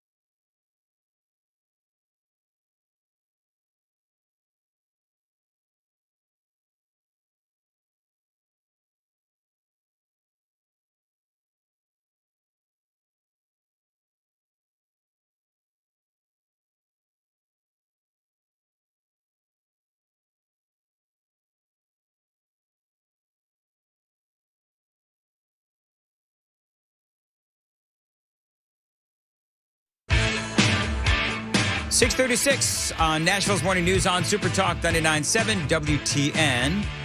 Appreciate you being here along with Ken Weaver, Johnny B as well. Man, there's so much going on. Dick Durbin. I'll go ahead and do this now. Aaron sent me this audio. It's Dick Durbin. And I was just telling you in the previous segment, by the way, I did send that out. I did tweet that out at Dan Mandis Show. Dozens and dozens of Chinese nationals caught coming across our southern border. And so Dick Durbin is out there, and he's got the bright idea. I'm going to play the audio, but he's got the bright idea of allowing some of these illegal aliens to serve in our military. So I'm sitting here and I'm thinking about all of the countries where some of these illegal aliens and some of these migrants have come from. And a lot of these countries are countries that hate America. So I don't know if old Dick has any kind of restrictions on his idea, but this is part of what he had to say. What troubles me about the debate now about the southern border is it is one half of the immigration equation. Yes, we need order at the border. Yes, we need to have changes in the laws that reflect the reality of the overwhelming numbers from all over the world who are coming to our shores and our border. But there's also an incredible demand for legal immigration into this country even now. It's funny that old Dick would say that because the Republicans in the House of Representatives have come up with a plan. We tell you about this all the time. Almost every time I interview Scott Desjardins or Andy Ogles or Mark Green or, various other Republicans in the House, John Rose, we talk about the Republicans' plan to not only protect our border, but also to fix our broken legal immigration policy. But see, here's the thing. The Biden administration, not to beat a dead horse, but the Biden administration, they don't want to fix the broken border system. They want to import as many people as they can so that eventually they'll be granted amnesty and the ability to vote. But anyway, so Dick Durbin says, yeah, what we really need to do, because we are missing, and you folks know this is true because you listen to this show, we are missing out on our recruitment goals. And so why not have a whole bunch of folks coming in from, some of these godforsaken countries, as Donald Trump not so affectionately said, the crap hole countries. Why not allow them to serve in our military? Or why not allow these Chinese people that have been caught coming across our southern border, allow them to serve in our military? Really? The presiding officer, my colleague from the state of Illinois, has legislation which addresses one aspect of that. Her bill, and I hope I describe it accurately, says that if you're an undocumented person in this country and you can pass the physical and the required test, background test, the like, you can serve in our military, and if you do it honorably, we will make you citizens of the United States. I'm sitting here thinking, okay, so, you got these people coming in from like Yemen, Russia, China. Sure, bring them on in. Let them serve in our military. See, I don't know, to me, and I'd love to hear your thoughts on this on the Super Text line, 615-737-9986. But, we've told you all of the countries. Iran is another one. Just the other day, we had the story about all of those Iranians that were caught coming across our southern border. So here's the thing. Let me just tell you how this is going to play out. By the way, I don't believe that this will pass the House, the Republican-led House, but here's the thing. You allow all of these people to, as a general rule, okay, if you're an illegal alien and you want to serve in our military, let's say you're from Mexico and you want to serve in our military. Well, okay, let them serve in our military. But are you then going to turn around and say, oh, by the way, but if you're from China, if you're from Yemen, some of these other places, then you're not, or Iran, you're not allowed to serve in our military. Oh, can you imagine the hue and cry? It's racist if you say that they can't serve in our military because they come from, the enemy nations that hate America. So I don't know. I haven't even looked at the legislation. I guess to me, it's just, I don't see how that would work. And at first blush, I can tell that most of you agree with me. Yeah, that's not This is not a good idea. Anyway, I'll go through some of your responses straight ahead here on Super Talk 99.7 WTN. There's a lot of other things going on as well, and you know what? I'm gonna start calling some of these updates that I'm doing. You remember when Gavin Newsom said this? America in reverse. I think I'm going to start doing America in reverse updates. America in reverse. And this is, you know, what the Democrats bring us. And every single day there is another story that tells us that America is indeed, thanks to the Democrats, in reverse. America in reverse. So there is a story out there, and I touched on this in the 5 o'clock hour. There is a societal problem in this country where I believe that when we have a situation where transgender men are being allowed to, transgender women being allowed to play against actual women on sports teams, then that is a sickness within society, because you have these folks that are clearly still men, and clearly they have the physical advantage over the women, yet they're allowed to compete. And so there's a story out there today, and a lot of people are talking about it, where you have this Illinois Cycling Championships, where you have men, basically, who have now taken the gold and the silver medals. This is the headline. And outrage as transgender women take gold and silver medal at the Illinois Cycling Championships. Now, we're seeing this not only in cycling, but we're also seeing this in track and field. We're seeing this in wrestling. We're seeing this all over the country. And I believe that there is a certain amount of sickness in our society when there's people out there, Democrats, all of them, that believe that this is okay. America in reverse. And so now you have, with all of these photographs, you have these guys, and I don't want to make anybody feel uncomfortable, but I will, where they're wearing, you know, their spandex or whatever you call them, their biking tights, and it's clear that these dudes are men. Yet they're being allowed to compete against the women, and they did win the gold and the silver medal at the Illinois Cycling Championships. And so for me, it's abundantly clear that what is happening is the Democrats, their sole focus is on the civil rights of these transgender women. And what is going by the wayside is the civil rights of these cis women. Now, there's a number of things to talk about with this, but, you know, one of the things that I've been discussing here in the last couple of days is this movie Lady Ballers from the Daily Wire. Have you seen the reviews on this movie? People absolutely love this movie. And I think the reason why people love this movie is because its message rings true. I'm going to get into that coming up straight ahead at 6:45. Time to check the roads from the Paul Winkler Investment WTN Traffic Center.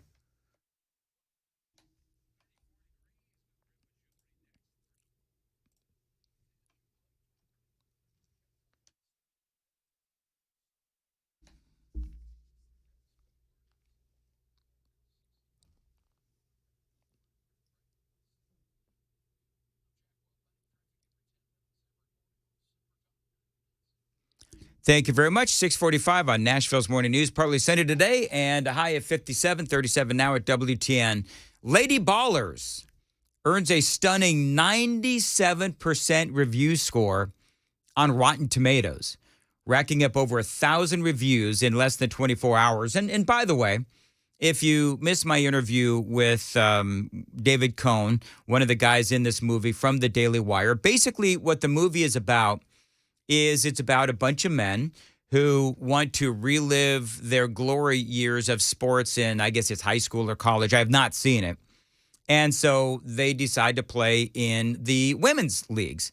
And so what the movie does, it seems to me, if you've seen the trailer, is it really brings the point home as to the absurdity of this story, of these transgender women who are playing amongst the cisgender women. And so I think that the reason why you have this air quoting, stunning 97% review on Rotten Tomatoes is because I think the majority of the American people agree with the sentiment of the movie.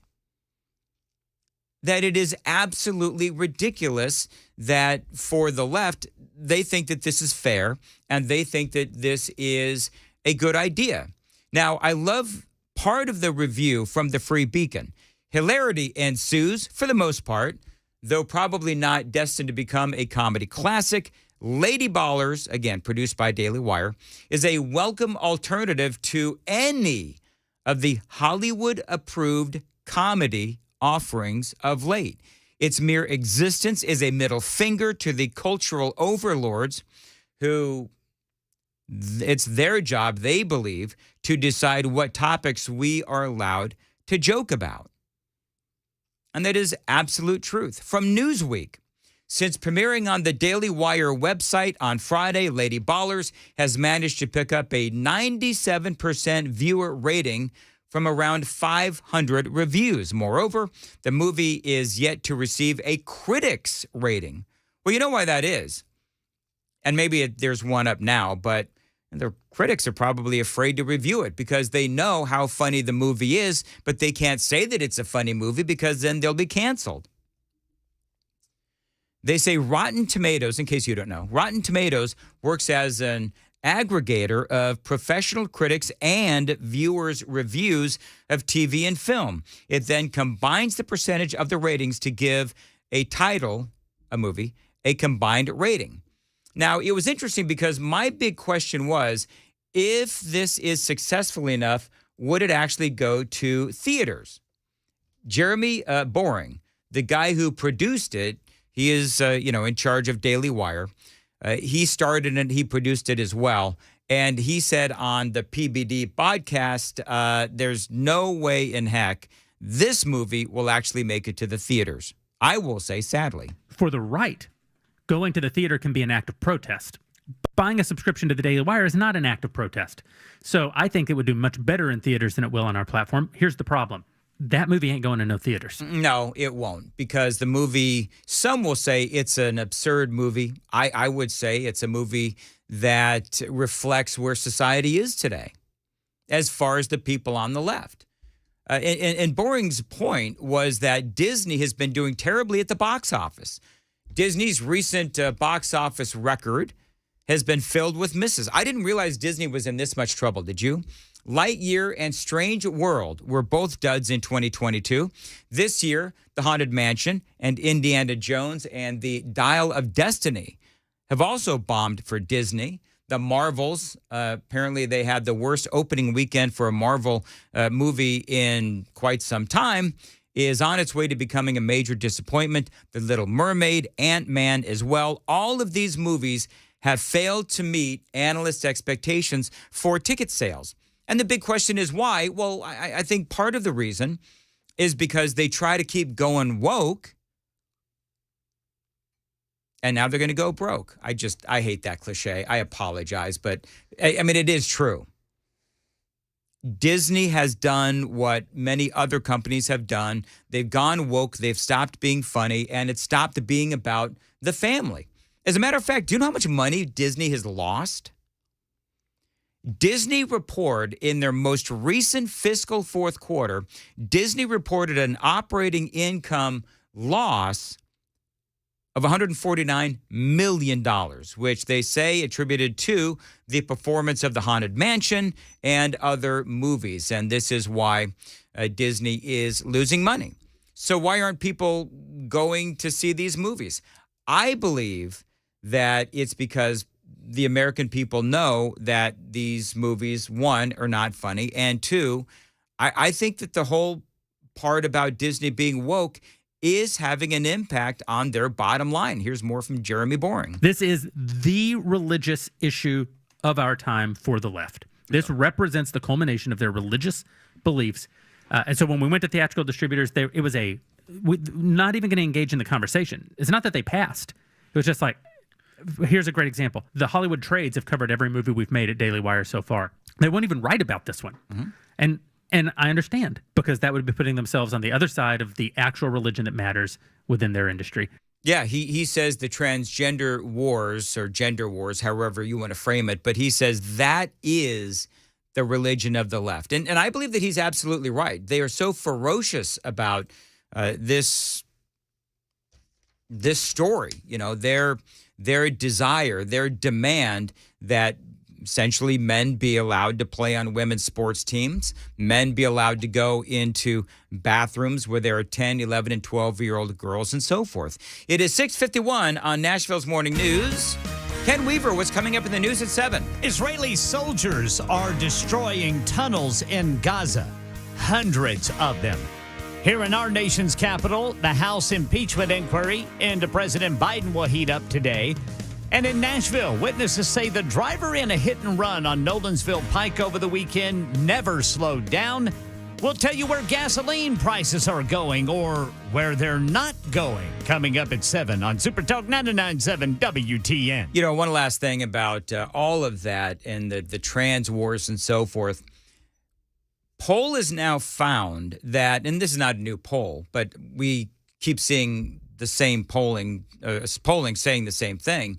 Americans don't believe that biological men should compete in women's sports. I mean, we've seen that same polling over and over again because I think that the pendulum, as they say, is swinging the other way.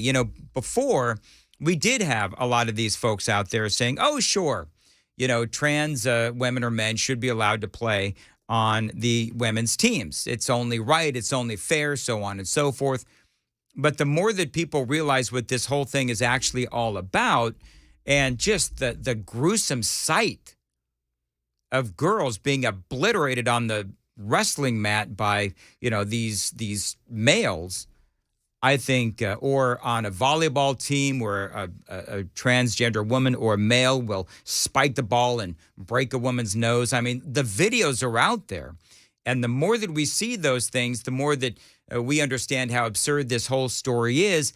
And by the way, again, to go full circle, that is why people are going and seeing, or not going and seeing, but streaming Lady Ballers from the Daily Wire, because it is a movie that reflects the opinions of the vast majority of the American people. 6:54 on WTN. I want to tell you about my friends at Brentwood Jewelry. Now listen, the holidays are officially here, and how many? 21 days left?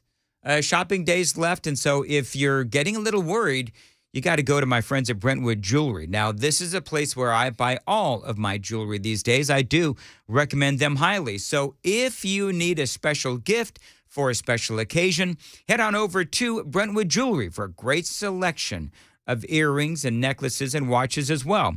If you're planning for the holidays, you've got to think about something amazing from my friends at Brentwood Jewelry for those amazing people in your life. By the way, if you're a guy, and this is a guy thing, you have to admit it, if you don't quite know the piece of jewelry that you want to get your significant other, your wife or your girlfriend, go into Brentwood Jewelry and they'll point you in the right direction. 7012 Church Street East, located in the heart of Brentwood, just off Franklin Road. Exceptional style, exceptional deals every day for over 50 years. Tell them Dan told you to stop by, BrentwoodJewelry.com.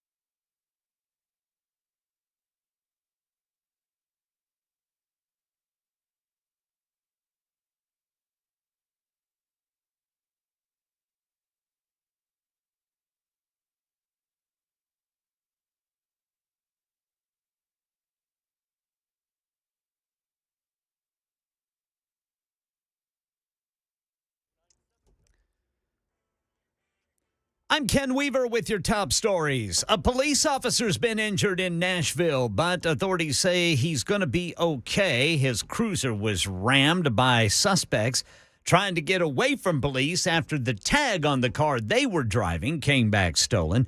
This happening this morning at West Trinity Lane and Brick Church Pike. Full forecast and traffic coming up in 5 minutes. Israel-Hamas war update. The Biden administration says Hamas is to blame for ending last week's ceasefire. Hamas refusing to release civilian women, which they took hostage. Meanwhile, IDF spokesman Lieutenant Colonel Richard Hecht says they've expanded their ground operation against the terrorists across all of Gaza, targeting operatives, infrastructure, and the tunnel network. So far, we have located over 800 tunnel shafts and destroyed 500 of these. The level of fortification is unprecedented. Yeah, there's reports that IDF is considering filling those tunnels with salt water. Up to 600 Americans still in Gaza. Later this morning in our nation's capital, the House impeachment inquiry into President Biden heats up. 2 IRS whistleblowers testify behind closed doors. Gary Shapley, who led the IRS portion of the Hunter Biden probe, and Joseph Ziegler, a 13-year special agent within the IRS Criminal Investigation Division. Today's session comes a week before Assistant U.S. Attorney Leslie Wolf is set to be deposed for allegedly trying to block investigators from asking questions related to President Biden throughout the years-long federal investigation into his son, Hunter Biden. And here in Nashville, witnesses say the driver in a deadly hit-and-run on Nolensville Pike over the weekend never slowed down. You could see there was somebody that was in the road that got hit. Nobody knew it was at first, and they found out that it was the homeless man that was over here. That's Patricia Sowell, who tells Channel 4 she was with a group of friends sitting at a nearby gas station when they realized what had happened. People don't even have hearts anymore. They just treated like he was a piece of trash, like a old rapper or something laying on the ground, just kept going. Well, that man died on Sunday. Police say they're on the lookout for the driver of that Challenger with black racing stripes. Elsewhere in Middle Tennessee, gasoline prices are staying lower. There are signs they won't go up much if they do start rising again. With global demand for oil dropping when OPEC met last week, there were fears it would cut production drastically, causing prices to shoot up. They did cut production, but analysts say not enough to have a major impact on prices as demand goes down. In the past week, the average price of regular unleaded went down about another penny, according to new data from the U.S. Energy Department. Americans are now paying 16 cents a gallon less than last year at this time. The Gulf Coast is paying the least at $2.74 a gallon. Right now in Middle Tennessee, we're paying 14 cents more than last year at this time, but the average price is down 14 cents in the past month. We're at $2.97 per gallon, according to Gas Buddy. Market Numbers Report brought to you by Beacon Capital Management, online at beaconcm.com. Futures ahead of the opening bell on Wall Street are down, Dow off 84, S&P futures down 15, NASDAQ futures down 75. That's the latest news. Traffic and weather next. I'm Ken Weaver, WTN News. I love the state of Tennessee. I love everything about it, and I love hunting and fishing in the state of Tennessee, and what you guys do is so great. I was born and raised here, and this song is for Tennessee and everybody in it.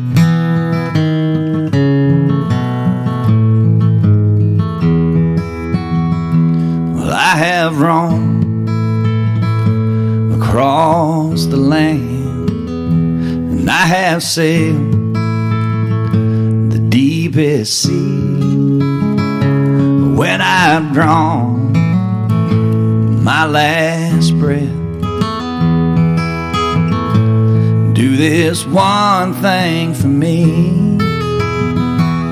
Say, won't you take me back to Tennessee, where southern streams are flowing free. Me and mine, Lord, will always be right at home in Tennessee, right at home in the woods of Tennessee, right at home in Tennessee. Awesome.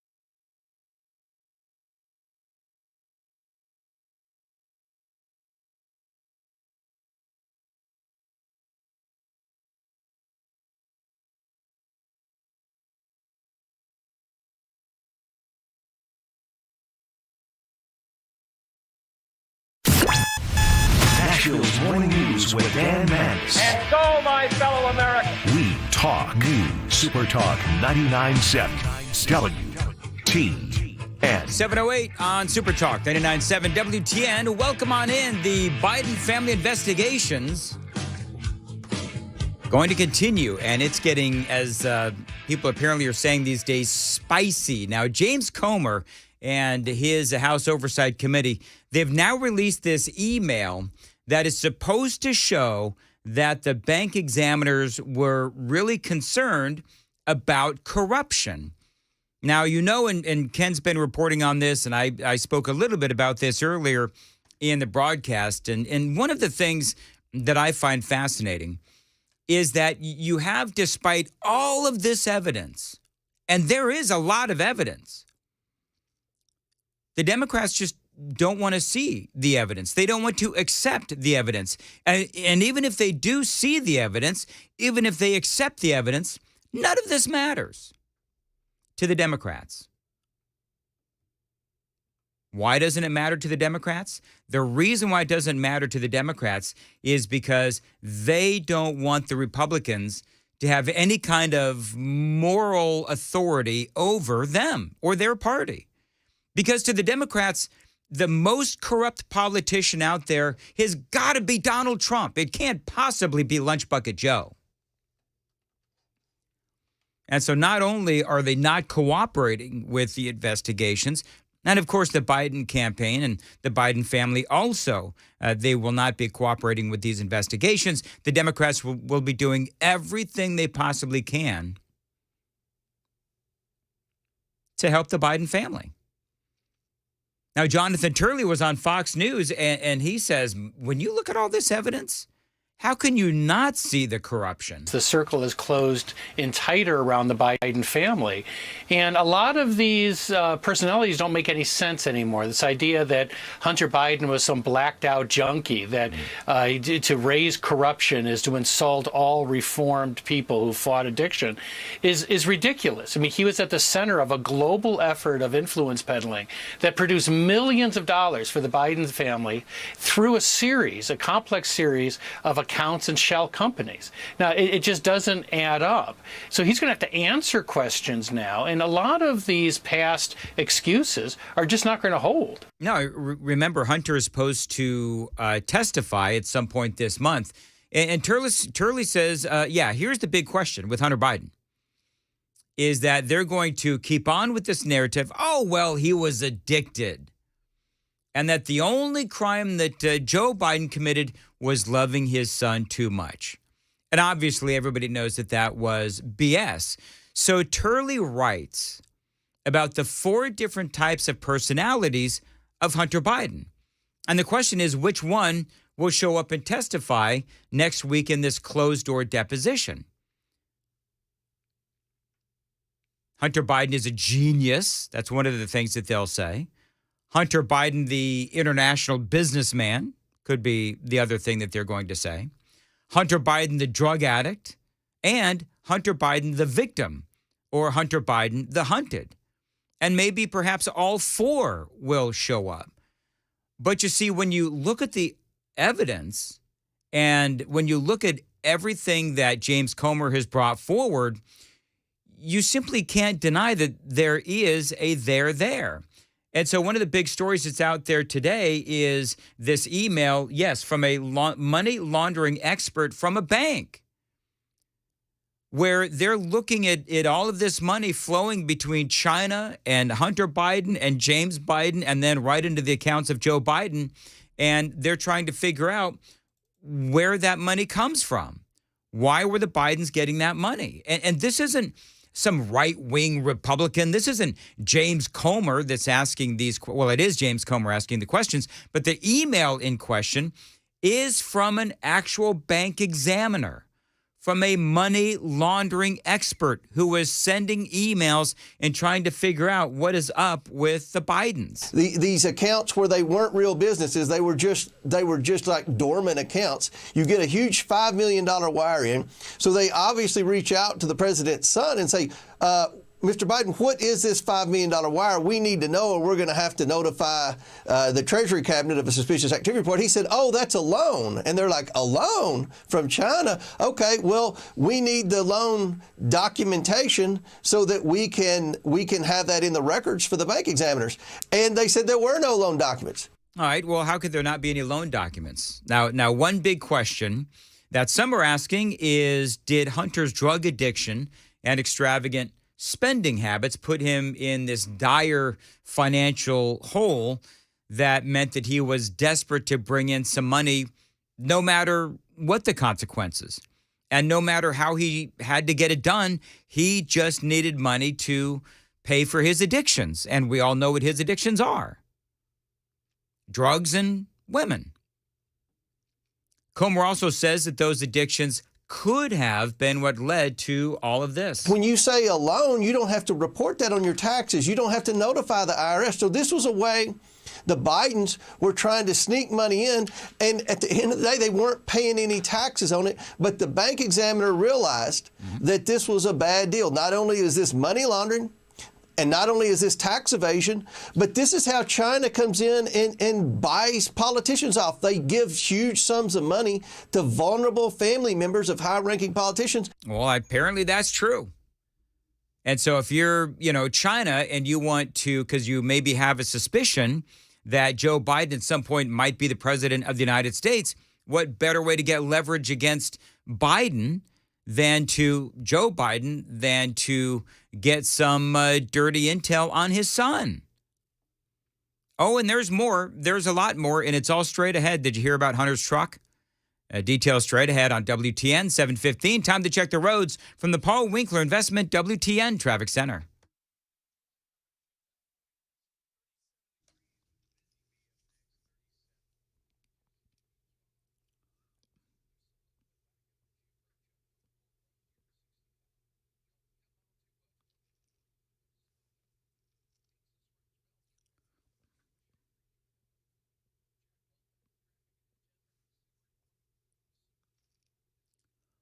Partly sunny today, a high of 57, 37 now at WTN. So now there's a couple of different, I'm weaving a bunch of stories into this one presentation.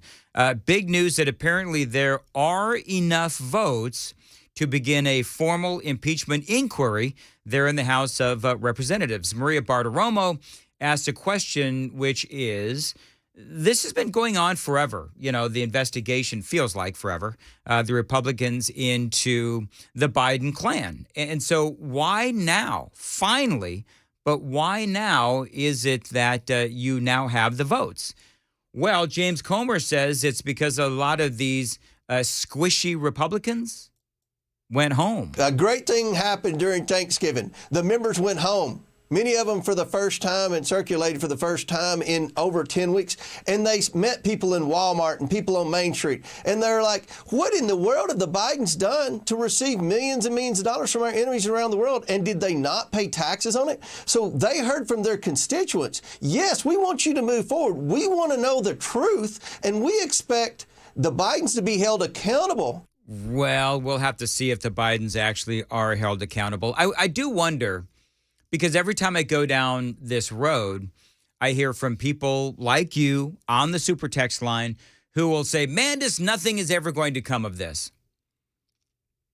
Yet you keep covering this. Well, because I do believe that perhaps there will be something here that will ultimately force the Democrats to understand that Joe Biden does need to be held accountable. I mean, I want you to think about the amount of lies that are out there being told not only by the Democrats, but by Joe Biden specifically, of course, a Democrat.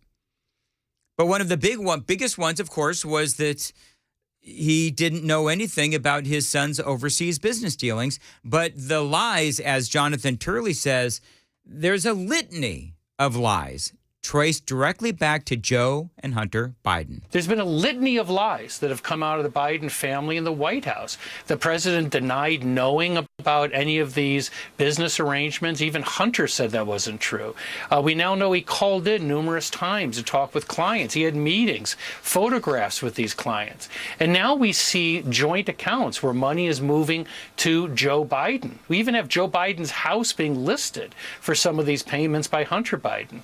It's rather daunting to imagine what you need, according to the Democrats. So I think the moment of truth has arrived. Democrats have either got to show that they stand against corruption and approve an inquiry, or they have to take ownership of this, because influence peddling is the favorite form of corruption in Washington. But none of us have seen the likes of this. Yeah.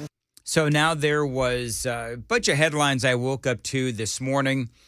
Apparently, supposedly, James Comer had made mention about Hunter Biden's truck, or some payments that were made to Joe Biden from Hunter Biden for, I mean, relatively speaking, a nominal amount. It was like $1,380. And so Comer was like, and this was on Newsmax, what were these payments for? And Hunter's lawyers have come back and said, well, that was for the truck that Hunter Biden had bought, and Joe apparently covered some of the payments, whatever it is. I don't know. It seems to me like $1,380 in payments is small potatoes when you're talking about the millions and millions and millions of dollars. Now, I don't know if these are actual truck payments as the Biden attorneys state, or if there is some, dirty deeds here with the $1,380. There were 3 payments for that amount. And you've got James Comer saying, and including this in, all of the evidence that is out there about the, $1,380. And the lawyers are saying, well, that's for a truck loan from Joe to Hunter. Don't know. Again, that seems like small potatoes. But if that is true, that the $1,380 simply for a truck loan, Joe covering Hunter's truck payments because his credit was trashed, and so he had to cover his son's truck payment. That's not a place the Republicans need to go. That is not a place where the Republicans need to go. I think there's far more evidence that is out there that is damning than this. And by the way, and you heard Ken talking about this earlier as well, and this is very good news, where you do have now the IRS whistleblowers that are going to be testifying as well. So you're going to have the IRS whistleblowers, Gary Shapley, Joseph Ziegler, and they will talk about the information protected by IRS code and how, my opinion, I'm assuming one of the things that they're going to say is that there was definitely within the Department of Justice a move, because they've testified about this already, that the Department of Justice did everything they could to protect Hunter and Joe Biden as they were doing their investigation into Hunter. And so this conversation and the testimony does continue. I did say this in the 5, and I do believe it, that by the time all of this wraps up, Joe Biden will be out of office. I'd be willing to bet that is what's going to happen. But this is still a very important story, because not only will this implicate the Bidens and the storyline that's out there, not only will this implicate the Bidens, but it'll also implicate the media. I mean, this FBI document, part of these FBI documents detail millions, tens of millions of dollars regarding Biden bribery allegations. So ultimately, we'll have to see where this whole thing goes. I myself am very much looking forward to it, because I do believe, just like Jonathan Turley and many others, believe that the Biden clan, they do need to be held accountable. And we also, by the way, need to protect America, because if we've got a president, Joe Biden, if we've got a president who is corrupt and China has something on him, well, then our national security is at stake. So that investigation and our coverage will continue. And at 7:30, we've got news with Ken Weaver. Ken, what's coming up? Later this morning in our nation's capital, Ukraine's president will ask U.S. senators for more help to fight Russia. This as the White House is vowing what it calls appropriate action in the Middle East as Iran-backed militants keep attacking commercial ships. And at our nation's southern border, Arizona's Democratic governor is fed up with the actions by the Biden administration. These stories and more at 7:30 on Super Talk 99.7 WTN. Think it can. Hey, by the way, we were asking for your help today. It is Toy Field 2023. We do this every year. You've been hearing the promos. Today is the day. We're building a field of toys to benefit the Salvation Army's Forgotten Angels. It is our 16th annual Toy Field Toy Drive sponsored by A.O. Smith, Cool Ray, to name just a few. It is today at Nissan Stadium outside of Gate 1. Drop off a toy for a kid or a gift for a senior. And again, help us build a field of toys for those in need. Special thanks to Pig and Pie Catering, Hattie B's, and O'Charlie's. Check it out online at 997WTN.com. All the details are there, but I will be out there outside of Gate 1 at Nissan Stadium, 9:30 to 11. Chris Hand is going to be out there from 12:30 to 2, and Matt Murphy Show will be out there from 3:30 to 5, and really looking forward to meeting you folks if you drop off a toy. Again, it is Toy Field, and all the details at 997WTN.com. At 7:24, Busy Bee Plumbing, Heating, and Cooling. Listen, I don't care what the calendar says. It does feel like winter, and if you're using your heater and it ends up not working, you need a heating and cooling company that is going to show up and fix it right away. Well, when you're a Beehive member with my friends at Busy Bee Plumbing, Heating, and Cooling, they will show up right away and fix it immediately.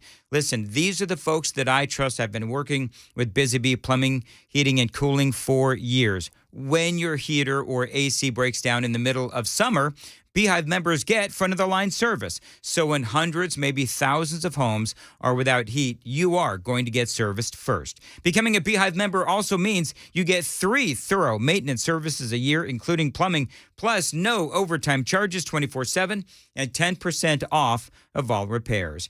Call them at 615-775-7833, 615-775-7833. Tell them Dan told you to reach out, busybhvac.com.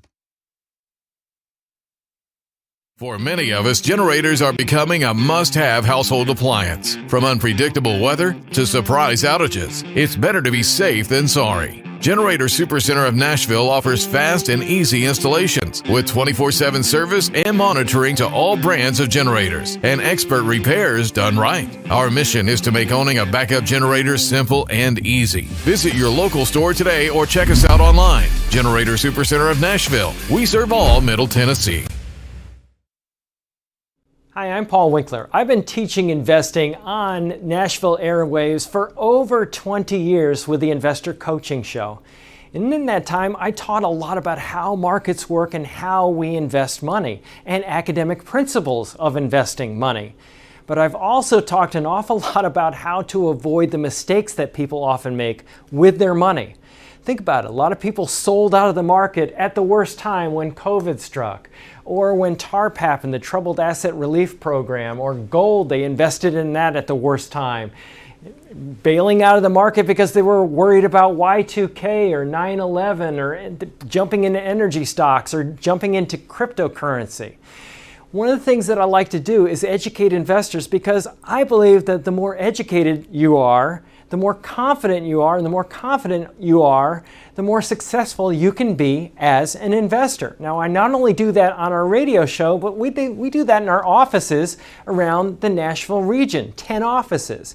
To learn more about our approach to investing and financial planning, go to paulwinkler.com and set up a free 15-minute phone call. Or you can call 615-851-1950.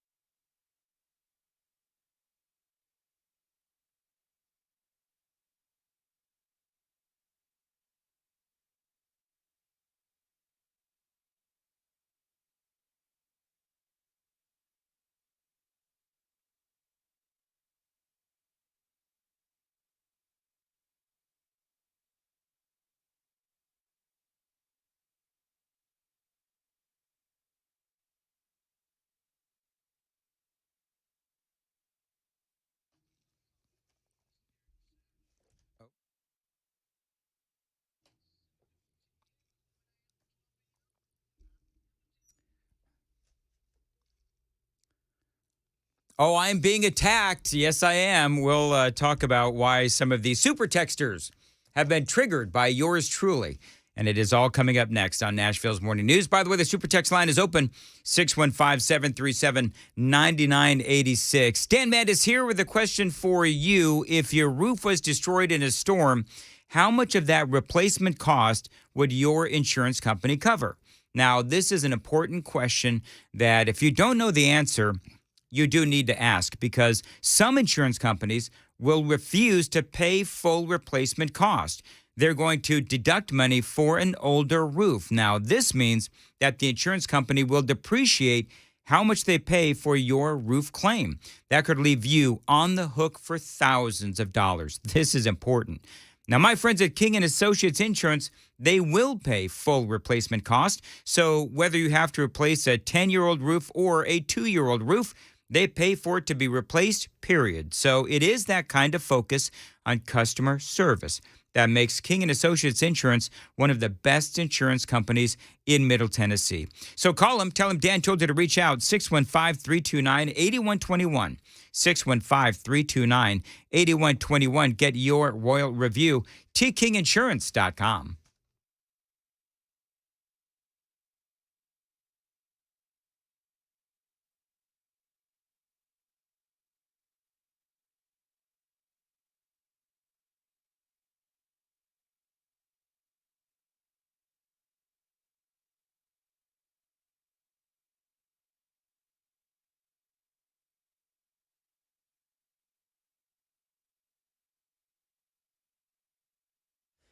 I'm Ken Weaver with your top stories. Full forecast and traffic in 5 minutes. Later today on our nation's capital, U.S. senators get a virtual briefing from Ukraine President Volodymyr Zelensky. He's going to ask for more help to fight Russia. This as Biden administration officials say Ukraine's forces are running out of time and money.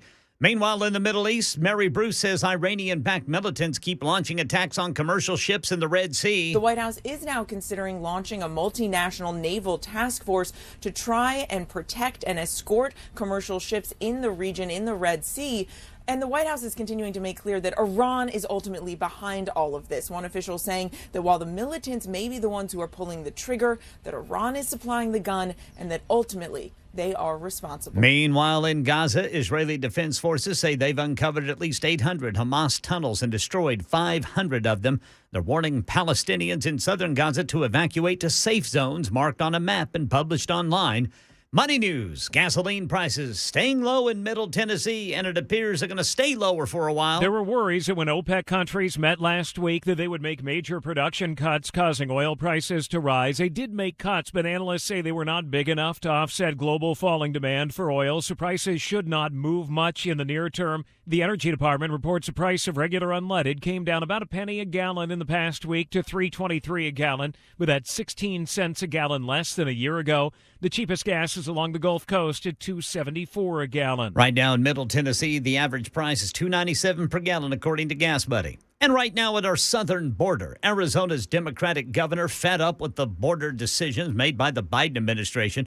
U.S. Customs and Border Protection officials suspending operations at a crossing in Lukeville yesterday to free up agents to deal with an increased level of illegal immigration. This was a bad decision, and we need the federal government to step in and listen to our local leaders and respond to the needs that we're seeing on the ground. Over 17,000 people apprehended in the Tucson region over 1 week, compared to just over 23,000 encounters in the entire month of November last year. Border Patrol transporting some of those migrants to other parts of the border for expedited removal. A Texas border crossing point was also shut down to shift resources to illegal entries. That's the latest news. Traffic and weather next. I'm Ken Weaver, WTN News. Thank you, Ken. At 7:34. Now, you know that Zero Res does great at carpet cleaning.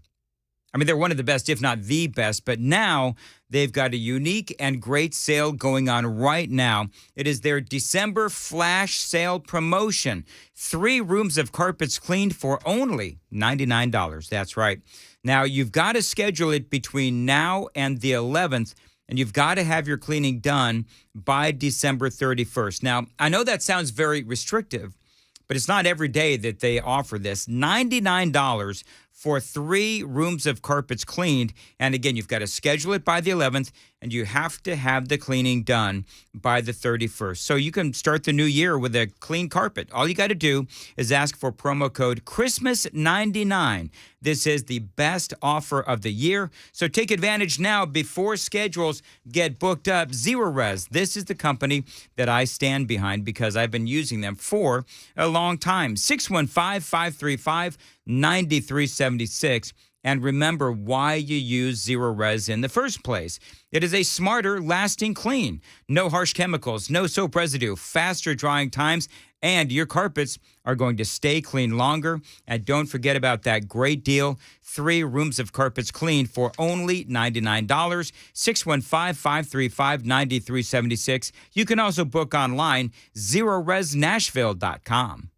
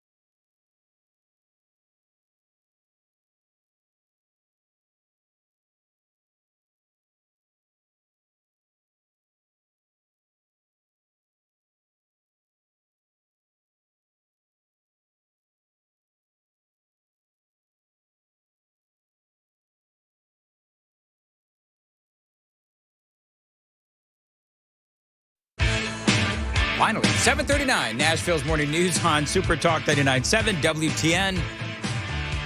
Welcome back. So how did I trigger some folks out there? You know, I will actually, I'll actually give folks a thumbs up on this one because I think they're right. So we're talking about this whole conversation regarding, transgender women, guys playing women's sports, so on and so forth.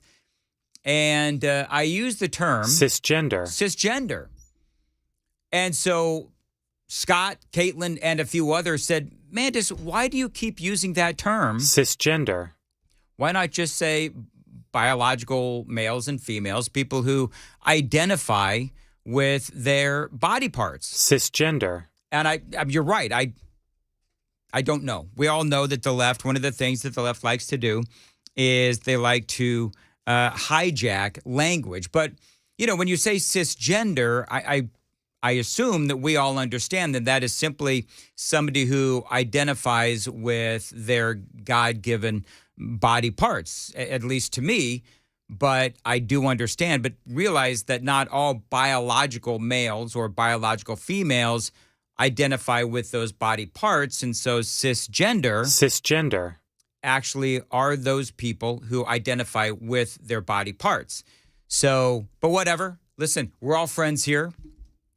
Thing I don't understand, and we were talking about this earlier, a lot of people reacting to my monologue about why it is that Lady Ballers from the Daily Wire, why Lady Ballers is doing so well. And I told you my opinion. It's because it is a movie that hilariously, I would be willing to bet, I have not seen it, but hilariously depicts all of these guys that think it's a good idea to play on and against women, and how the latest polling shows there is an extraordinary amount of Americans out there who believe that this is completely and utterly ridiculous. And part of what's happening is I think that the more that people see what is going on in these sporting events, where you have essentially a male wrestler who is throwing a female down on the mat and injuring that female wrestler, or, a guy playing on or against females on the volleyball court, on the basketball court. Women are not only getting hurt, injured playing against men, but they're also losing out on scholarships and opportunities. And so I think the more that we see these stories out there, the more people are going to say, why exactly is it that the Democrats are so for this? I would say it's just bizarre. I was playing audio earlier from Jeremy Boring from the Daily Wire. He's the guy who produced the movie Lady Ballers. And one of the things that he said is that this whole trans war, this transgender movement, for the left and for Hollywood and for Democrats, his point is this is like their religion. They don't, believe in a real religion, he says, but their religion is these leftist policies like these transgender wars. And they're placing, I would say, a lot of importance on it. And I think that's part of the reason why they don't want to talk about the movie Lady Ballers, except, when you Google the movie, you'll see right up front that there's a lot of the various websites out there that are criticizing the movie, saying that it's not funny, it's bigoted, and all those other things. But the people who have seen it, part of the presentation earlier from yours truly, was that it has a massive thumbs up from Rotten Tomatoes, and the various people that have seen the movie say that it is actually very good. If you've seen this, by the way, if you've seen the movie, I would love to know what you think. And by the way, I've asked a couple of questions today. One of the questions that I asked is, okay, so Dick Durbin is out there saying that illegal aliens, some of these migrants coming across our southern border, we should allow them to join our military. And I played you the audio earlier, and I asked you folks what you thought, and by and large, and that was coupled with the story of these fighting-age Chinese males that have been caught coming across our southern border. And you go through Sudan, Yemen, China, Iran, all of these people coming across our southern border from countries that literally hate us. And Dick Durbin wants to apparently, and Democrats, some Democrats, want to allow them to join our military, which is absolutely insane. Clearly, most, if not all of you, do agree with that. And so there is, that story is out there today. It's been a very busy news day. We were talking earlier about how Hamas, and everybody knows what is going on with Hamas and with Israel. There is now a new story out there as to why it is that Hamas, they don't want to release their female hostages. I've got that story for you straight ahead. 7:45, time to check the roads from the Paul Winkler Investment WTN Traffic Center.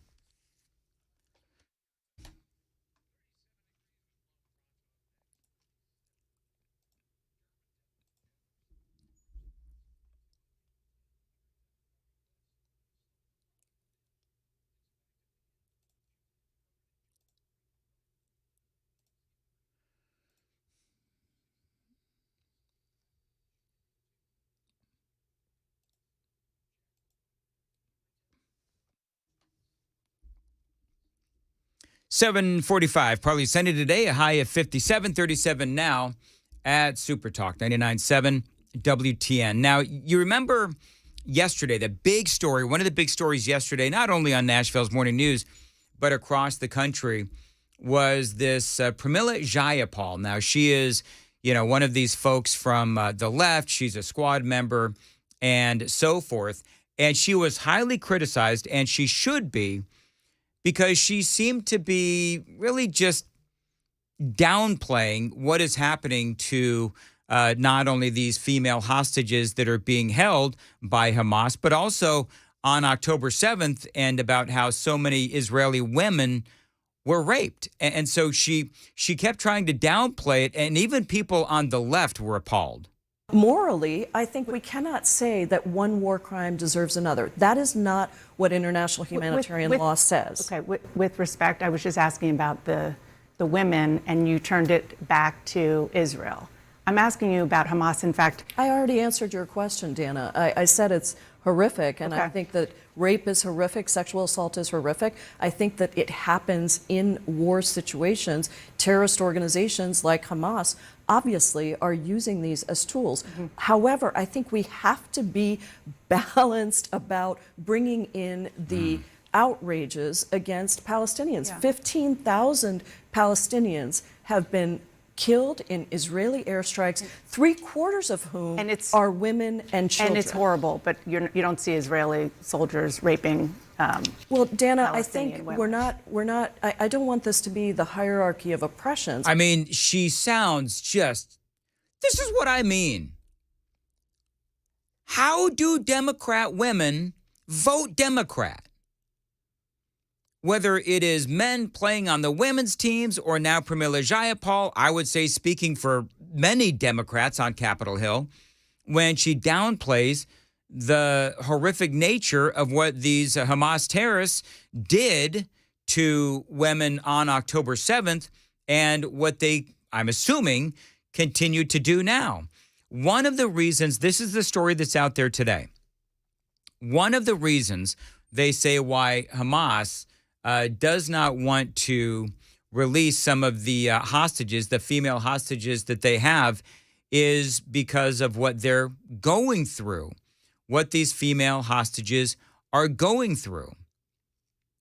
Because I hate to tell you, friends, and this is not something that I enjoy reporting to you, but you know what they're going through.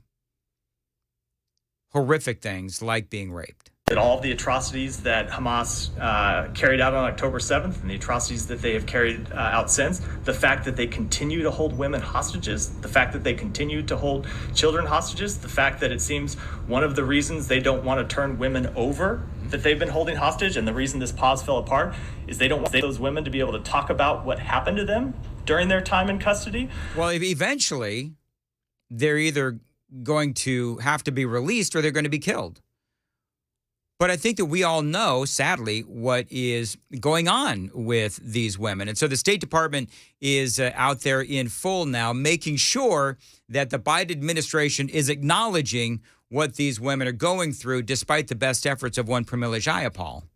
Right now, Hamas is refusing to release civilian women who should have been part of the agreement. And it is that refusal by Hamas that has caused the end of the hostage agreement and therefore the end of the pause in hostilities.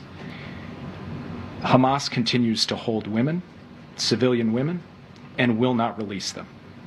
And Israel is not prepared to close the book on those women or to give them up.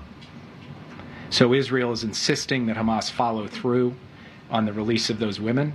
And then Israel has said if Hamas is prepared to follow through on that, Israel is absolutely prepared to discuss additional categories of hostages, civilian men, the wounded, and ultimately all of the hostages, the IDF soldiers being held there.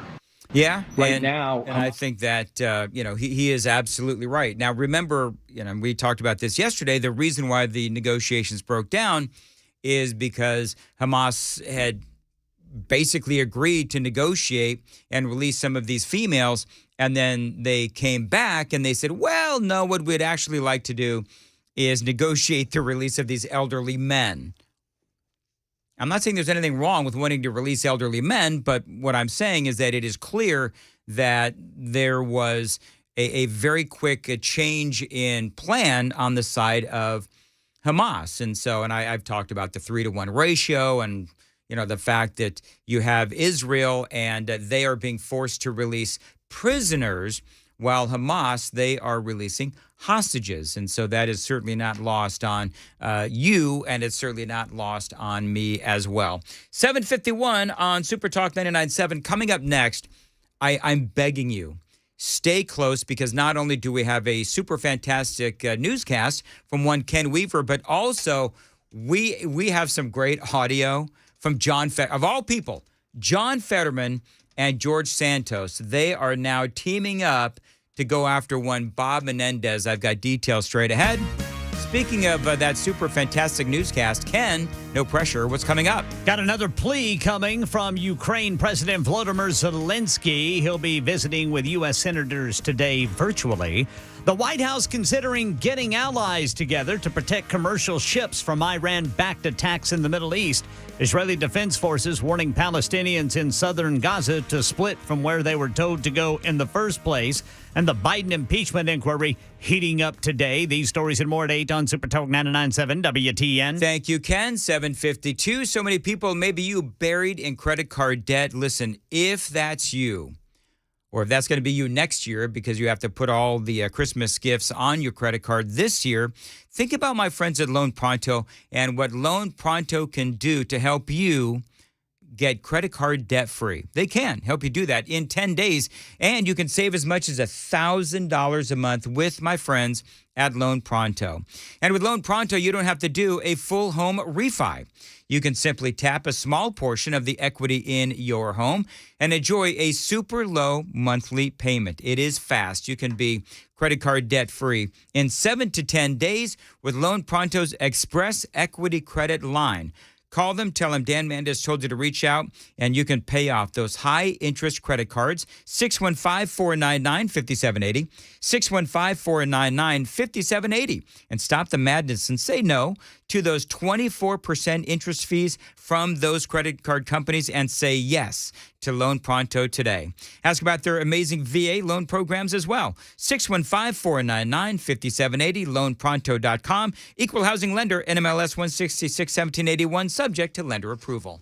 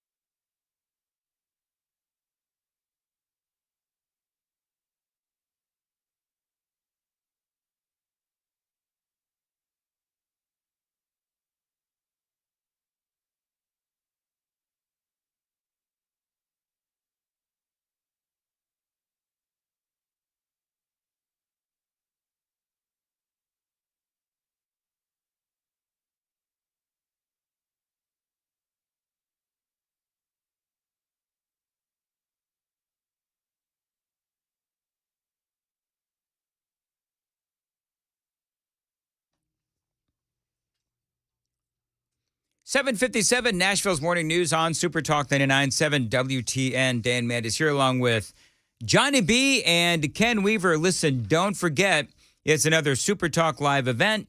It is coming up this Thursday from 4 to 8 at Scoreboard at Cedar Creek Marina.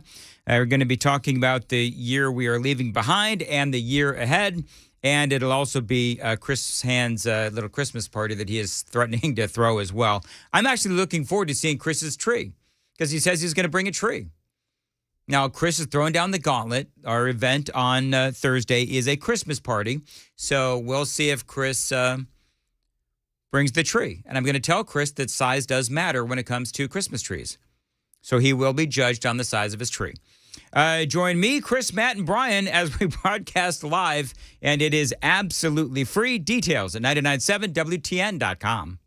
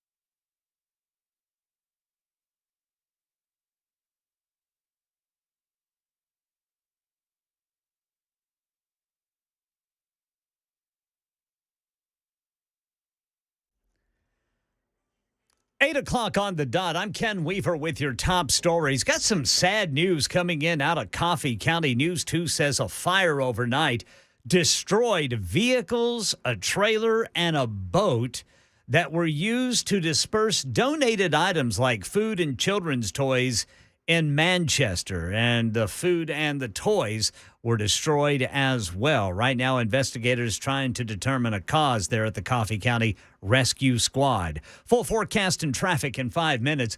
Later today in our nation's capital, Ukrainian President Volodymyr Zelensky will address senators virtually behind closed doors to ask for more support to fight Russia.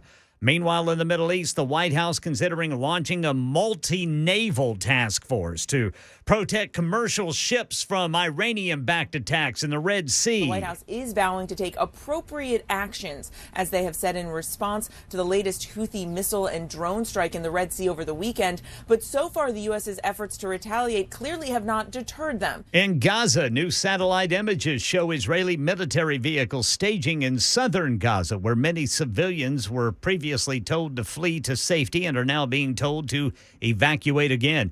Here at home, the House impeachment inquiry of President Biden heats up. 2 IRS whistleblowers give closed-door testimony today. Today's session comes a week before Assistant U.S. Attorney Leslie Wolf is set to be deposed. The whistleblowers say Wolf tried to block investigators from asking questions related to President Biden throughout the years-long federal investigation into his son, Hunter. And right now in Nashville, Police are looking for a hit-and-run driver who witnesses say never slowed down on Nolensville Pike. Patricia Sowell tells Channel 4 she was with a group of friends sitting at a nearby gas station when they realized what had happened. People don't even have hearts anymore. They just treated like he was a piece of trash, like a old rapper or something laying on the ground, just kept going. Now, that man died on Sunday. Police said they're on the lookout for the driver of a Challenger with black racing stripes. Good news for your pocketbook. Gasoline prices staying low in Middle Tennessee. They're not expected to rise much if they do go back up. With global demand for oil dropping when OPEC met last week, there were fears it would cut production drastically, causing prices to shoot up. They did cut production, but analysts say not enough to have a major impact on prices as demand goes down. In the past week, the average price of regular unleaded went down about another penny, according to new data from the U.S. Energy Department. Americans are now paying 16 cents a gallon less than last year at this time. The Gulf Coast is paying the least at $2.74 a gallon. Right now in Middle Tennessee, the average price is $2.97 per gallon, according to Gas Buddy. Market Numbers Report. Market Numbers brought to you by Beacon Capital Management. Online at beaconcm.com. Dow futures down 75. S&P down 12. NASDAQ down 51. That's the latest news. Traffic and weather next. I'm Ken Weaver, WTN News.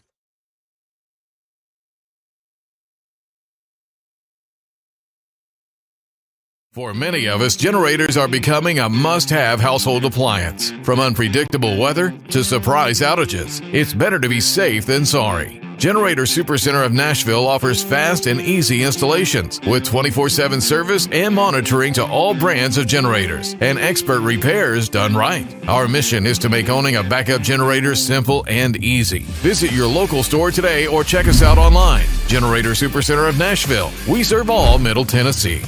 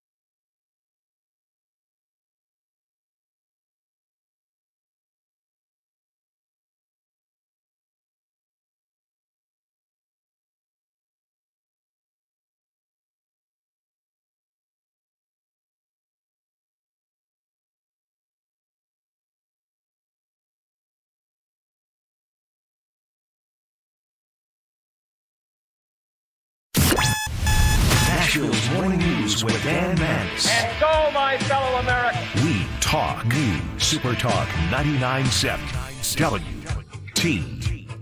806 Nashville's Morning News on Super Talk 99.7 WTN. You know, this Gold Bar Bob story, Bob Menendez, senator. And it's such a fascinating story. And, you know, you look at the moral high ground of the Republicans versus the Democrats, right? Because, you know, the Republicans bounced George Santos, and you've got Gold Bar Bob and a Democrat. And this dude, they knew. The Democrats know that he's corrupt as the day is long. And now there's an update to this story. But first, it is surprising to me, and I don't know why I'm so surprised, but John Fetterman has now come out and he is going after the Democrats and saying that Gold Bar Bob does need to be ousted. So in the news today, this is really funny. There is this social media site or something. It's called Cameo. And what you can do is you can pay celebrities to give a message to other people. So John Fetterman, he pays, I think it was $343 to George Santos, who has a lot of free time on his hands now. John Fetterman pays George Santos $343 to give a message to Gold Bar Bob. And here's what it sounds like. John, if I could get some audio, please. Hey, Bobby. Look, I don't think I need to tell you, but these people that want to make you get in trouble and want to kick you out and make you run away, you make them put up or shut up. You stand your ground, sir, and don't get bogged down by all the haters out there. Stay strong. Merry Christmas. That is George Santos and his personal message to Gold Bar Bob Menendez, paid for by John Fetterman. Did you get all that? And that, again, I think about $343 via Cameo.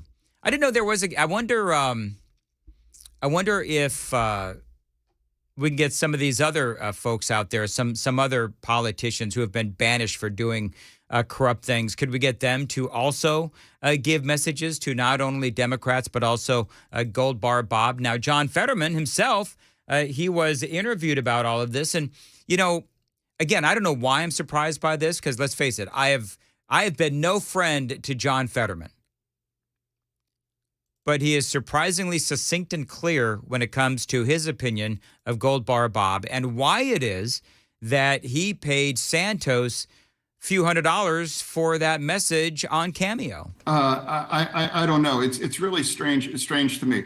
I'm not anti-Santos. I mean, it's just like, of course, he's done some really bizarre kind of lying and everything. If you expel somebody like George Santos, how can you allow somebody like, Senator Menendez remain in the Senate as well, too? Because I promise you that one of the major differences between former Representative Santos and Senator Menendez is $300 million of munitions, with Egypt as well, too. And Santos is never accused of being a foreign agent as well. There's a lot more serious kinds of issues here. He's got a great point. I mean, when you look at all of the things that Menendez is accused of, and again, I can't say it enough. Democrats knew this dude was corrupt for a long time. And now there's an update to the story. Because, gold bars and all that.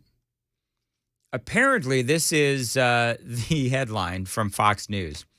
Gold bars stashed in Bob Menendez's home in the closet have now been recovered. Apparently, these are gold bars that were stolen in a very violent 2013 robbery.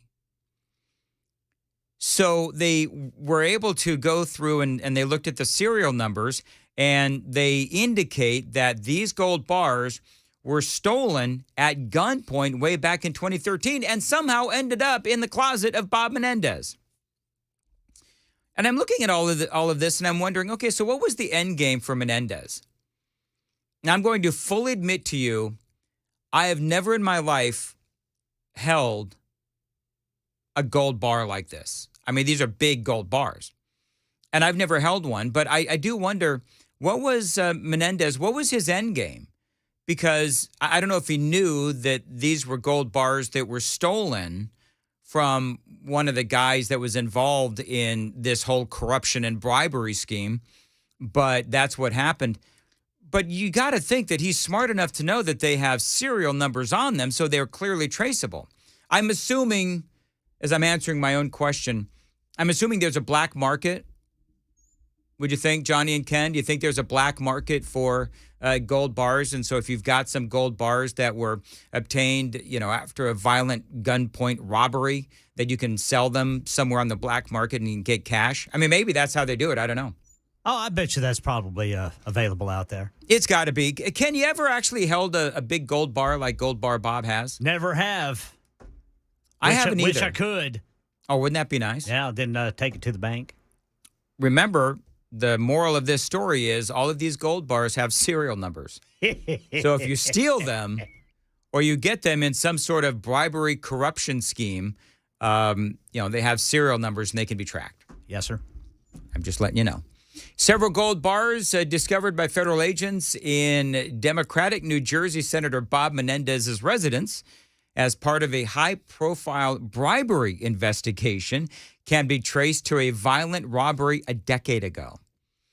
According to a sprawling indictment unsealed by federal prosecutors in September, Menendez and his wife allegedly played a role in a years-long bribery scheme that involved the Egyptian government and local businessmen, including a guy by the name of Fred Daibes.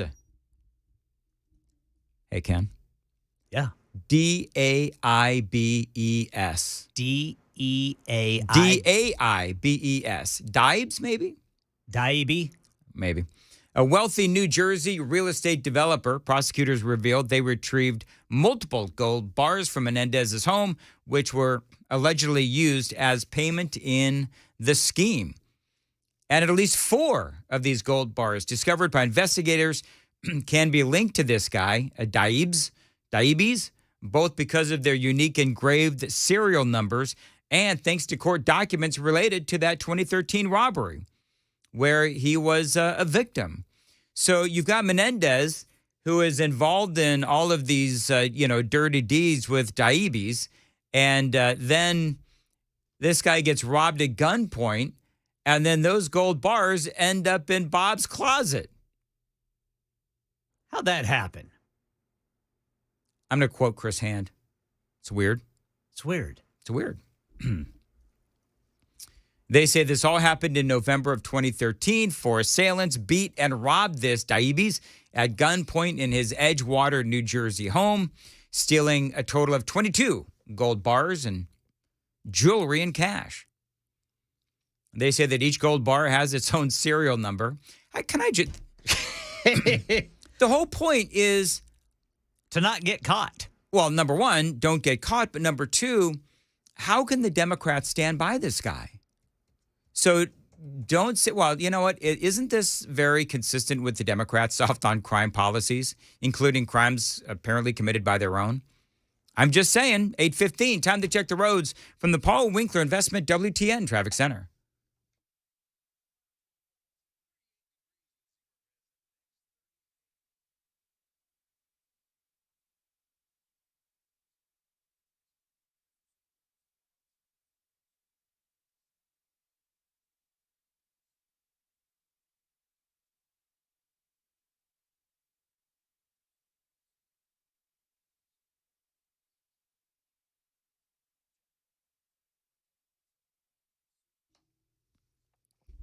Thank you very much. 8:15 on Nashville's Morning News on Super Talk 99.7 WTN. As far as your weather for today, partly sunny and a high of 57, and right now 37 degrees at Super Talk 99.7 WTN.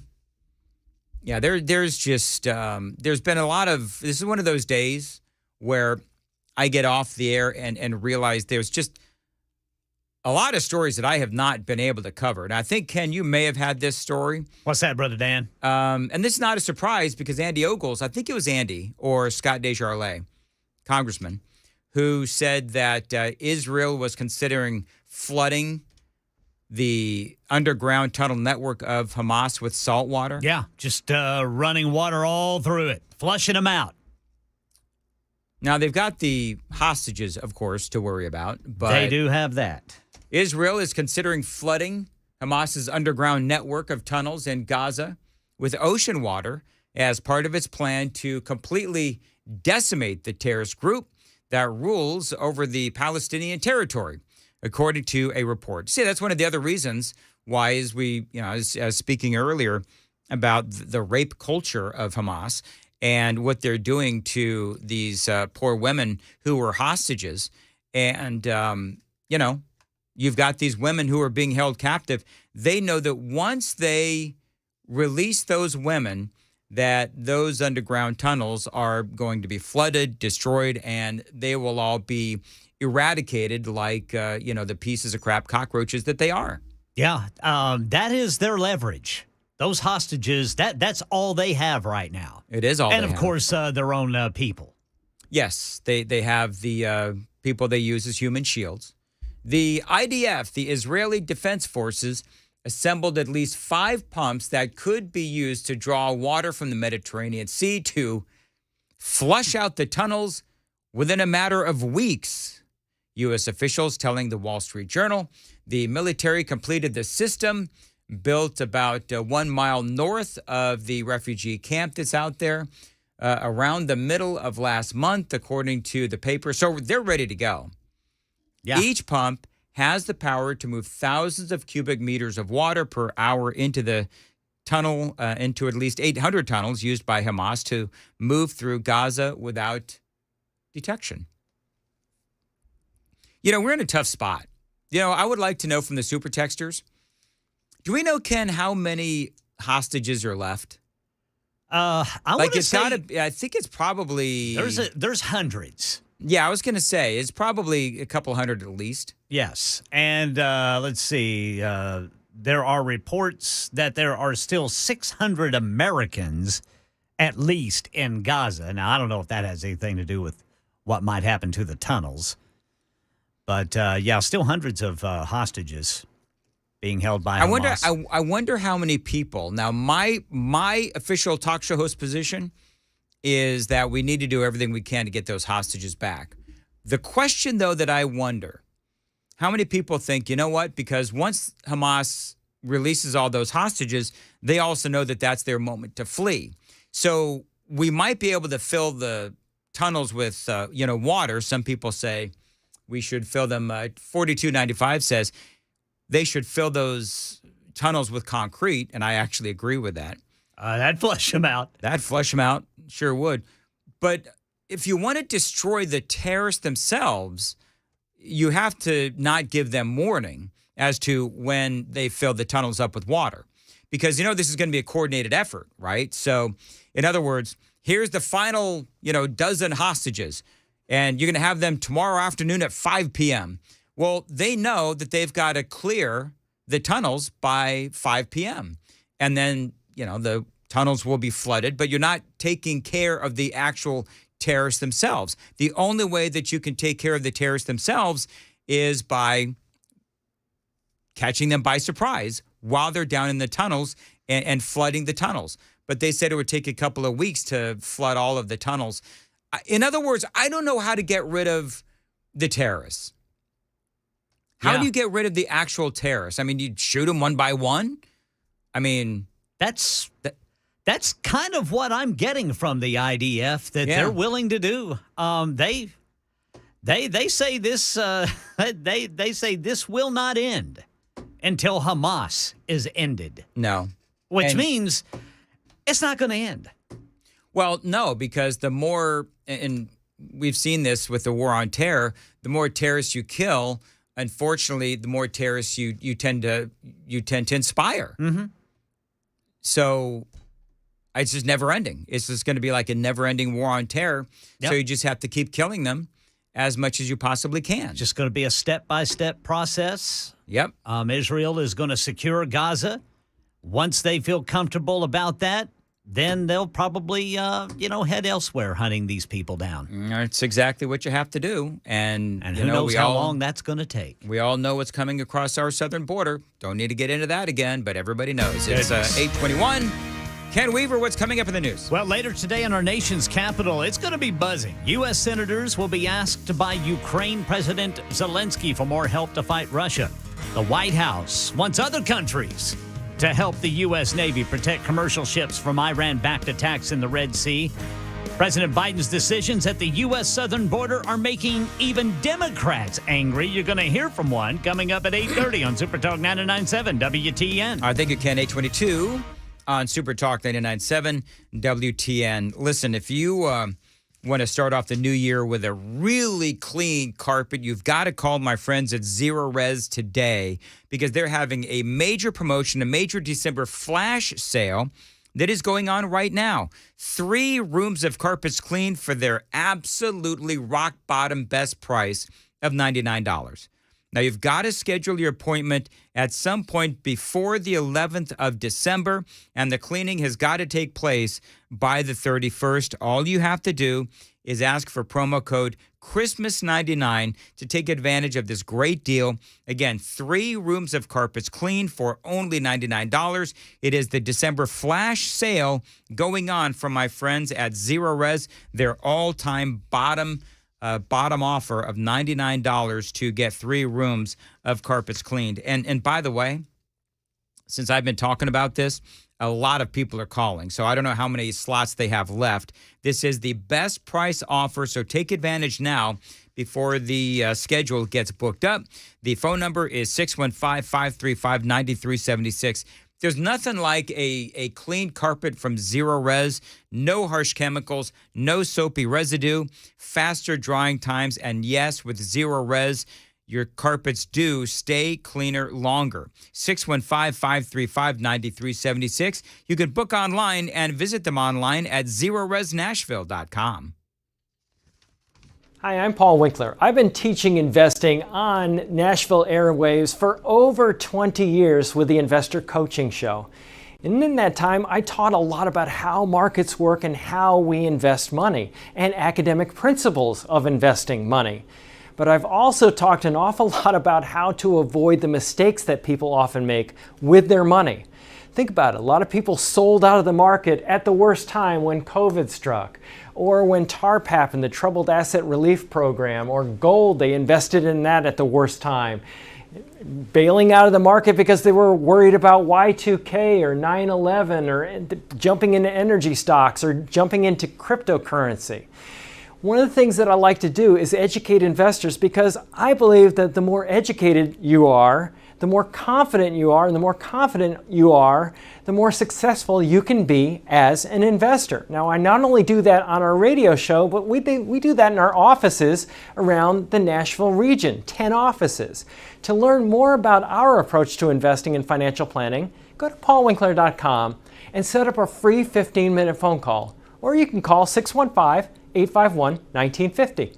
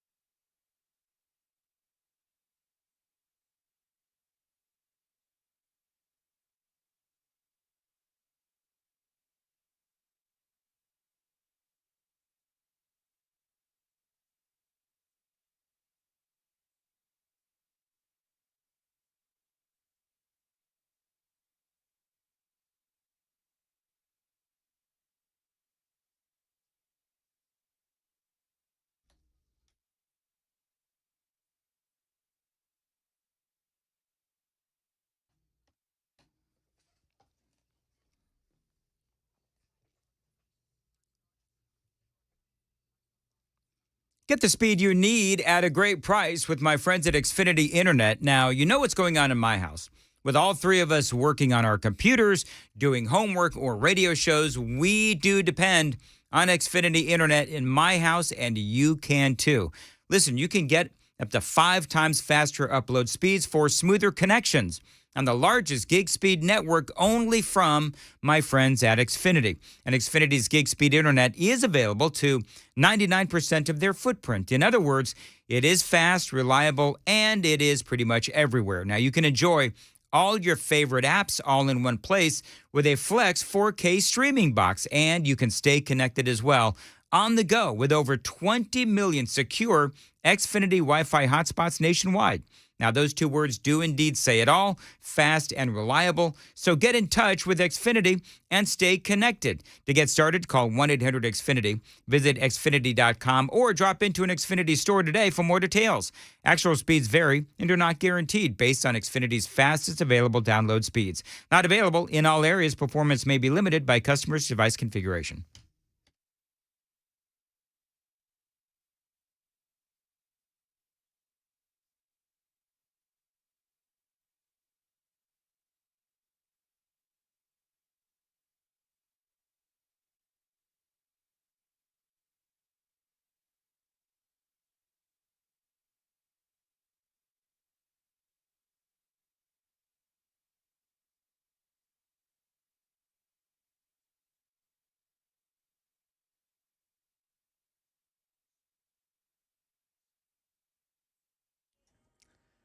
.30 on the dot. I'm Ken Weaver with your top stories. Full forecast and traffic in 5 minutes. Right now in Middle Tennessee, the helpers are going to need help to help those who need help this Christmas. News 2 says a fire overnight destroyed vehicles, a trailer, and a boat used to collect and distribute donated goods to needy families. Some donated items like food and children's toys were also destroyed in this fire at the Coffee County Rescue Squad building in Manchester.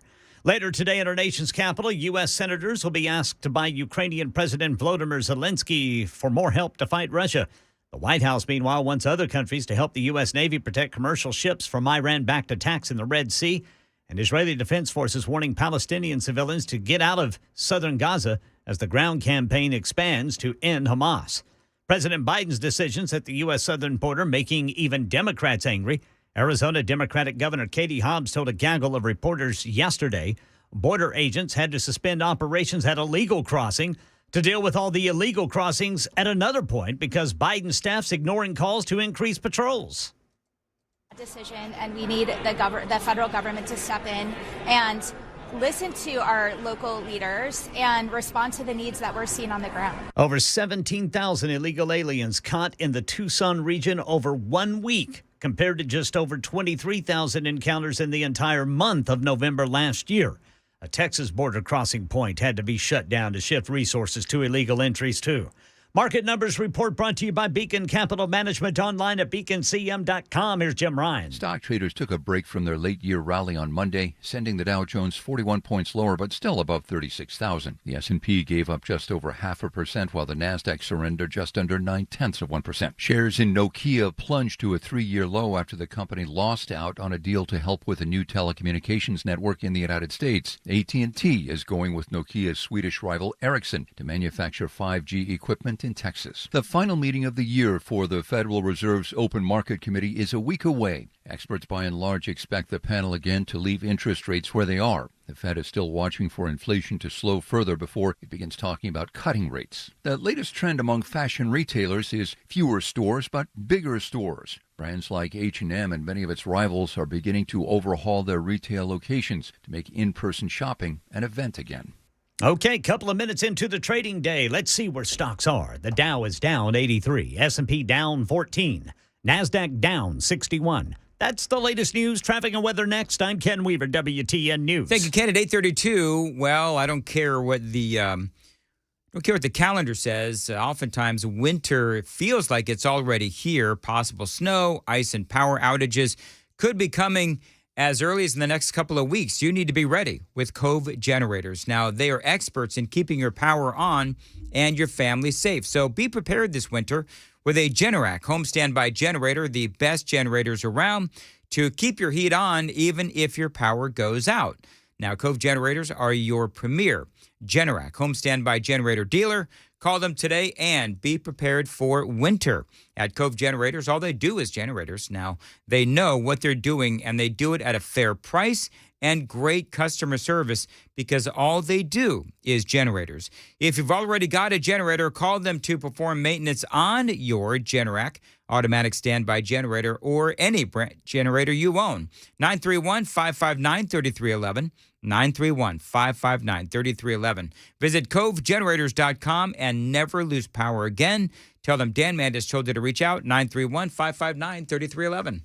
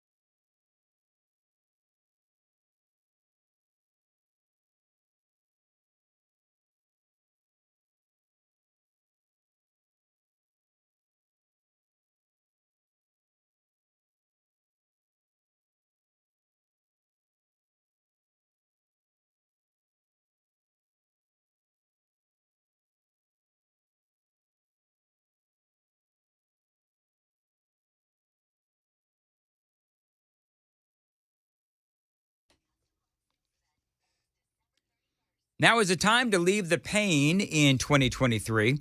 Get on the right path, pain-free for 2024 at the Wellness Institute of Nashville and Dr. Kevin Mitchell, my doctor. Now, the 2023 special is in its final month here in December. Take this chance to get rid of the pain for $23. Now, listen, if you've been diagnosed and getting treatment, but you still have that chronic back, neck, or knee pain that sent you to see someone in the first place, well, Dr. Kevin Mitchell can help you today. For just $23 as a new patient, this is a great opportunity for you. Come on in, bring in your MRI report, let Dr. Mitchell and Dr. Ashley do their own x-rays, and they can tell you exactly what is wrong with you, and then they're going to help you fix it. Now, their phone number is 615-246-5009, 615-246-5009 for the Wellness Institute of Nashville. And remember, $23 is all it takes to get started. The website is painisbad.com. You are more than a number at the Wellness Institute of Nashville, located right next to Providence in Mount Juliet. They care about helping you get pain-free. 615-246-5009, painisbad.com.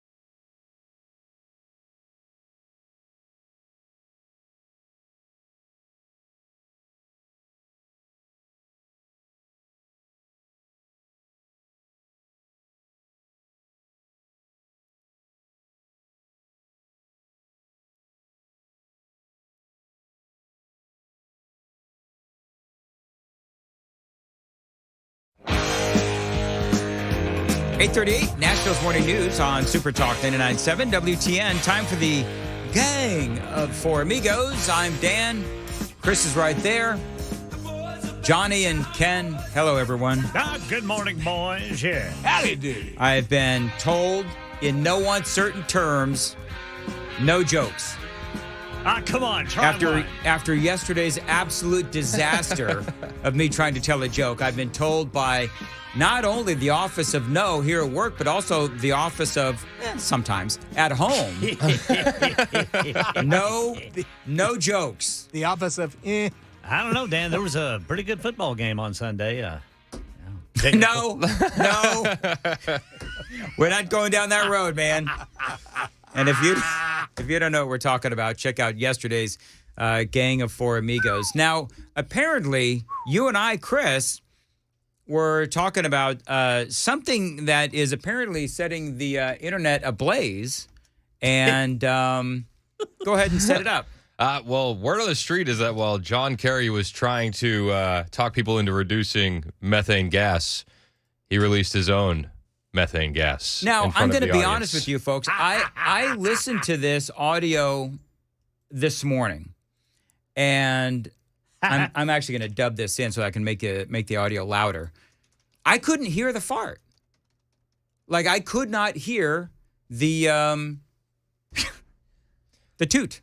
Yeah, we say toot in my household. Is that what you say, toot? With the young ones. That is the F word to the kids. Oh, is it really? So we lean on toot. All right. Well, anyway, I'm going to play the audio, and can you folks hear? Because I couldn't hear it this morning, and last thing I want to do is be throwing out like some sort of propaganda. They're saying it's loud. Fartganda. Oh, all right, let's. Oh my! All right, here we go. You ready? This is John Kerry supposedly tooting. Can be avoiding responsibility for taking away those things that are killing people on a daily basis, and the daily basis. And the funny thing is, it's right when he says things are killing people on a daily basis, then he farts right there. It's like on cue. That wasn't I wouldn't say that was a loud one. It was a little squeaker. Yeah. we got a more. This was a hidden microphone. This is a little closer. Okay. All right. Lord. That's some tooting for you. I don't know. Do you think that was really? Do you think that the Republicans? Because I'm telling you, folks, I listened to this morning, and we know how snarky some of these Republican folks are. He says as a conservative Republican, but you know what I'm talking about though. Like I could so totally see somebody dubbing in a little fart sound right there because I listened to this in the morning at like 3 a.m. and I did not hear the Kerry flatus. Can be avoiding responsibility for taking away those things that are killing people on a daily basis, and the daily basis. And I don't know, man. You get yes or no, super texters. Is that real? Here's the best headline. John Kerry might need to cut back on his own emissions. Well, there you go. Now, the funny thing is, I don't know who the woman is next to him. I probably should. But if you watch the video, when he toots, she sort of shifts in her chair and puts her hand up to her mouth. Well, then I would say it's real. I think that's all the evidence we need, boys. Yes. I think you're right. My wife texted me and said, Tootgate. Tootgate. There you go. Tootgate. Tootgate. Oh, that's great. So you don't allow your kids to say fart? Nah, we shy away from it. All right. They tend to do it anyway, but I was getting ready to say, man, good luck with that, brother Chris. It is an absolute uphill battle, I'll tell you that much. The door's closed. Fart. All right, I got to see which version of this I'm going to post to our socials. I like the one where it says John Kerry needs to cut back on his own emissions. Yeah, you know what? Who had the better toot, Swalwell or Kerry? Well, Swalwell's was more pronounced. Yes. I don't remember. Is Swalwell's toot on the internet? Oh, it's definitely on the internet. Yeah. Everything lives on the internet forever. I have it right here, actually. Oh, do you? Like, seriously? Yeah, seriously. Okay. Here's Swalwell. Is that really? That's That's really? Yeah, Yes. that's Eric Swalwell. I got to hear this in Yeah. context. There was definitely some more cheek flapping in Swalwell's. Yeah, there was some vibration. Yes, sir. So somebody needs to deliver like a pound of toilet paper to his office. I'm telling you, man, that's funny. I don't know why, but they call him Skid Mark at work. I don't know why. Oh my goodness gracious! I don't seem to recall it being that pronounced. And of course, I can't find it where it's like just isolated. With but I'm you know, telling you, this is real, Dan. That's Swalwell. Yeah, that's that sounds like the real deal. That's Chris, the real. so far, the evidence is uncontradicted that the president used taxpayer dollars to ask the Ukrainians to help him cheat an election. And the complaint that I heard And from his voice Republicans leans out all too. last week was that you don't You know have what's funny? Ukrainians to help him cheat an election. And the He pauses. all last week was that you don't have anyone who heard the call. He should have known better because it looked like he was in a very echoey room. Yes, he was. oh my gosh, yeah, that's exactly right. And I don't know. I guess when you have to do it, you got to do it. I guess I don't know. Boy, Fang Fang must have really taken through the buffet line that day. Yeah, Man. I'm gonna put this one of John Kerry on our socials here. You folks go look at that. Go listen to it. Can I tell you how proud I am of this segment already? I bet. I mean, you know, we've got one topic and that's farts. Let's go to the phone. Let's go to the super text line. You know, we ought to do is like rate the fart, right? Whose was better? Clearly Eric Swalwell's was. You know, have people hold up signs like if you're at an ice skating thing, you know, 10, 9, whatever it is. All right, very good. Maybe we could do that at our Christmas party. We can judge their toots with an audience. So you're really bringing a Christmas tree? Yes, I'm really bringing. Now I don't know if you heard what I said earlier, but I did hear what you said earlier. You know what? When it comes to Christmas trees, size matters. So I got to ask, how big is the Christmas tree? Big enough. Nope. Big enough. Nope. That doesn't wash. It doesn't. The size doesn't matter. It's the people around it, Dan. All right, good. It's the utensil. So, is it going to be like decorated? Are we going to decorate it? No, it's decorated. So you're bringing a decorated tree? Yes, it's a Christmas party, Dan. Okay. I don't understand. Why is he so confused? I've been saying it's a Christmas party since you told me I had to go. Yeah, I know. It's had to go. Oh no, this is wow. I kid. I'm excited. I'm pumped. These are my favorite things to do at WTN. We have the best listeners. We do. Period. Yeah, we do. Most of them. Even the ones that say mean things about me, I tend to like. Do you? I do. Have you guys, you ever had anybody, I have been verbally accosted at one of our events. So has that ever happened to anyone else here? Or is it maybe just me? Like I've had people, you know, come up to me and start giving me the business. The only thing I've had was, and I thought it was apropos actually. Mm-hmm. A gentleman was introducing me to his young daughter, and he said, "Honey, this is Johnny B. He's a minor celebrity."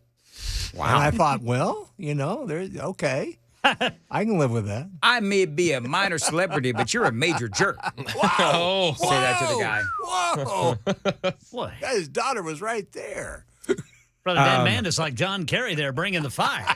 Yes, indeed. No. But anyway, yeah. So I do. I enjoy these things. It's another Super Talk Live event. Thursday, December 7th. Chris is bringing a Christmas tree. I am. So you're going to leave it up to a surprise as to how big the tree is? Yeah, it's going to be, you have to come see it. Oh, okay. Very good. Scoreboard at Cedar Creek Marina in Mount Juliet. We'll be talking about the year we leave behind and the year ahead. Really, we'll be talking about Chris's Christmas tree. That's pretty much going to be the topic of discussion. Join Dan, Chris, Matt, and Brian as we broadcast live. It is free. Details at 997WTN.com. Well, this is random. 0388 says, Dan loves Cardi B. Where in the world did they get that from? They clearly have not heard the discussions in the automobile between me and Amy when she is trying to instill some Cardi B on me. That doesn't happen. Cardi B's been red-pilled, though. She has. Cardi B has swallowed a bottle of red pills lately. So What's that mean? It means that she's gone from woke to based. Yeah. She's been railing against the Biden admin on the socials. Yeah, she goes out and she interviews Biden when he was running. And now she realizes that Biden has not followed through on any of the promises. And a lot of people are saying that is an example of the black community turning on Joe Biden is Cardi B. Oh, and they're absolutely turning on him. And Cardi B, I mean, we can make jokes about her, but she does take care of the people around her. So she's paying rent for her family. She's paying bills for her family. Mm-hmm. So she sees the increases just like every other average American. Yeah. She pays the bills. She pays the bills. I identify as Cardi B's brother, so she can pay my. I don't know how that works. You know what? I don't think any of these people know how it works, but somehow when the left does it, they're allowed. I heard your description of cisgender earlier, by the way. Oh God! Speaking about how we identify, and I thought to myself, did all right, Dan. All right. Well, I had people attacking me because I used the term cisgender. Where do you get the computer guy to say the words that you want to say? You don't know how to do that? No, because every time that... you know what? You tell me how big your tree is. I'll tell you how to do that. All right. Well, I don't need it. I'll tell you on Friday. I'll tell you. I'll tell you later. All right. 8:50 on Super Talk 99.7. WTN, and what is coming up after the news? I don't even want to read the super text line. There's a lot of rude stuff on the super text line.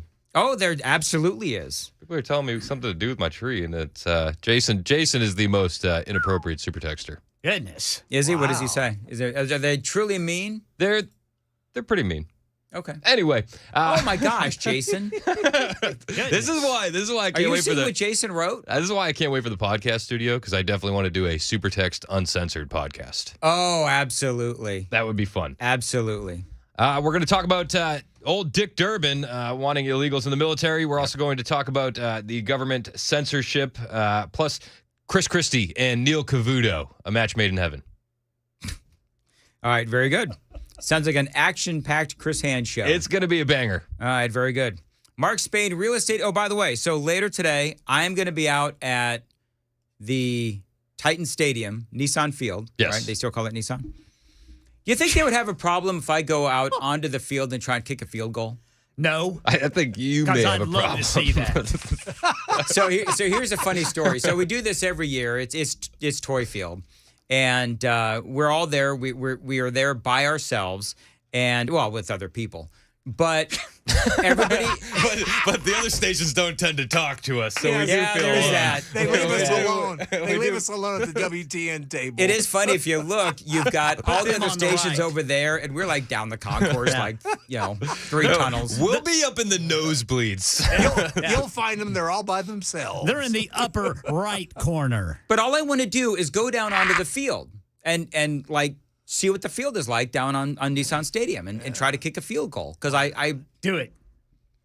Do it. Do it. Let's see I what think happens. that'd be funny or go down there, and I think the Titans need a punter now. So, I mean, I could try to punt as well. Well, no, they got a punter. They just fired the coach. Oh, okay. They fired the coach? They fired Vrabel? No. They fired the special teams coordinator. So, yeah, I don't pay attention. Anyway, moving right along. But the bottom line is they will not let me down onto the field to try and kick a field goal. I don't know, Brother Dan. If you ask, they might let you try. I'm pretty certain they would probably allow me to be escorted out of the building. Anyway, 8:52. So if you want to drop a toy off, we are building a field of toys to benefit the Salvation Army's Forgotten Angels. Drop off a toy for a kid or a gift for a senior. Help us build that field of toys for those in need. Special thanks to Pig and Pie Catering, Hattie B's, and Doe Charlie's. And it is all brought to you by A.O. Smith and Cool Ray. I'll be outside of Gate 1 from 9:30 to 11. Chris will be out there 12:30 to 2.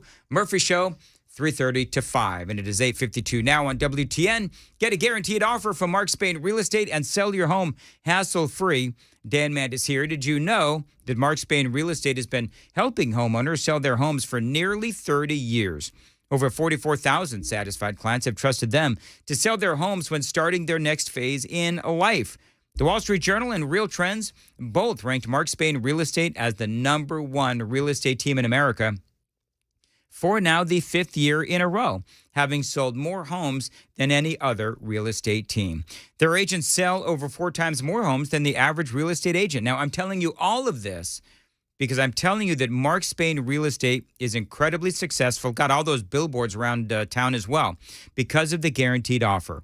What is the guaranteed offer? You can sell your home quickly for maximum profit and minimum hassle. Tell them Dan Mandis told you to call 855-299-SOLD, 855-299-SOLD. You can also find them online. It's markspain.com to get a guaranteed offer on your home today. That's markspain.com and start packing.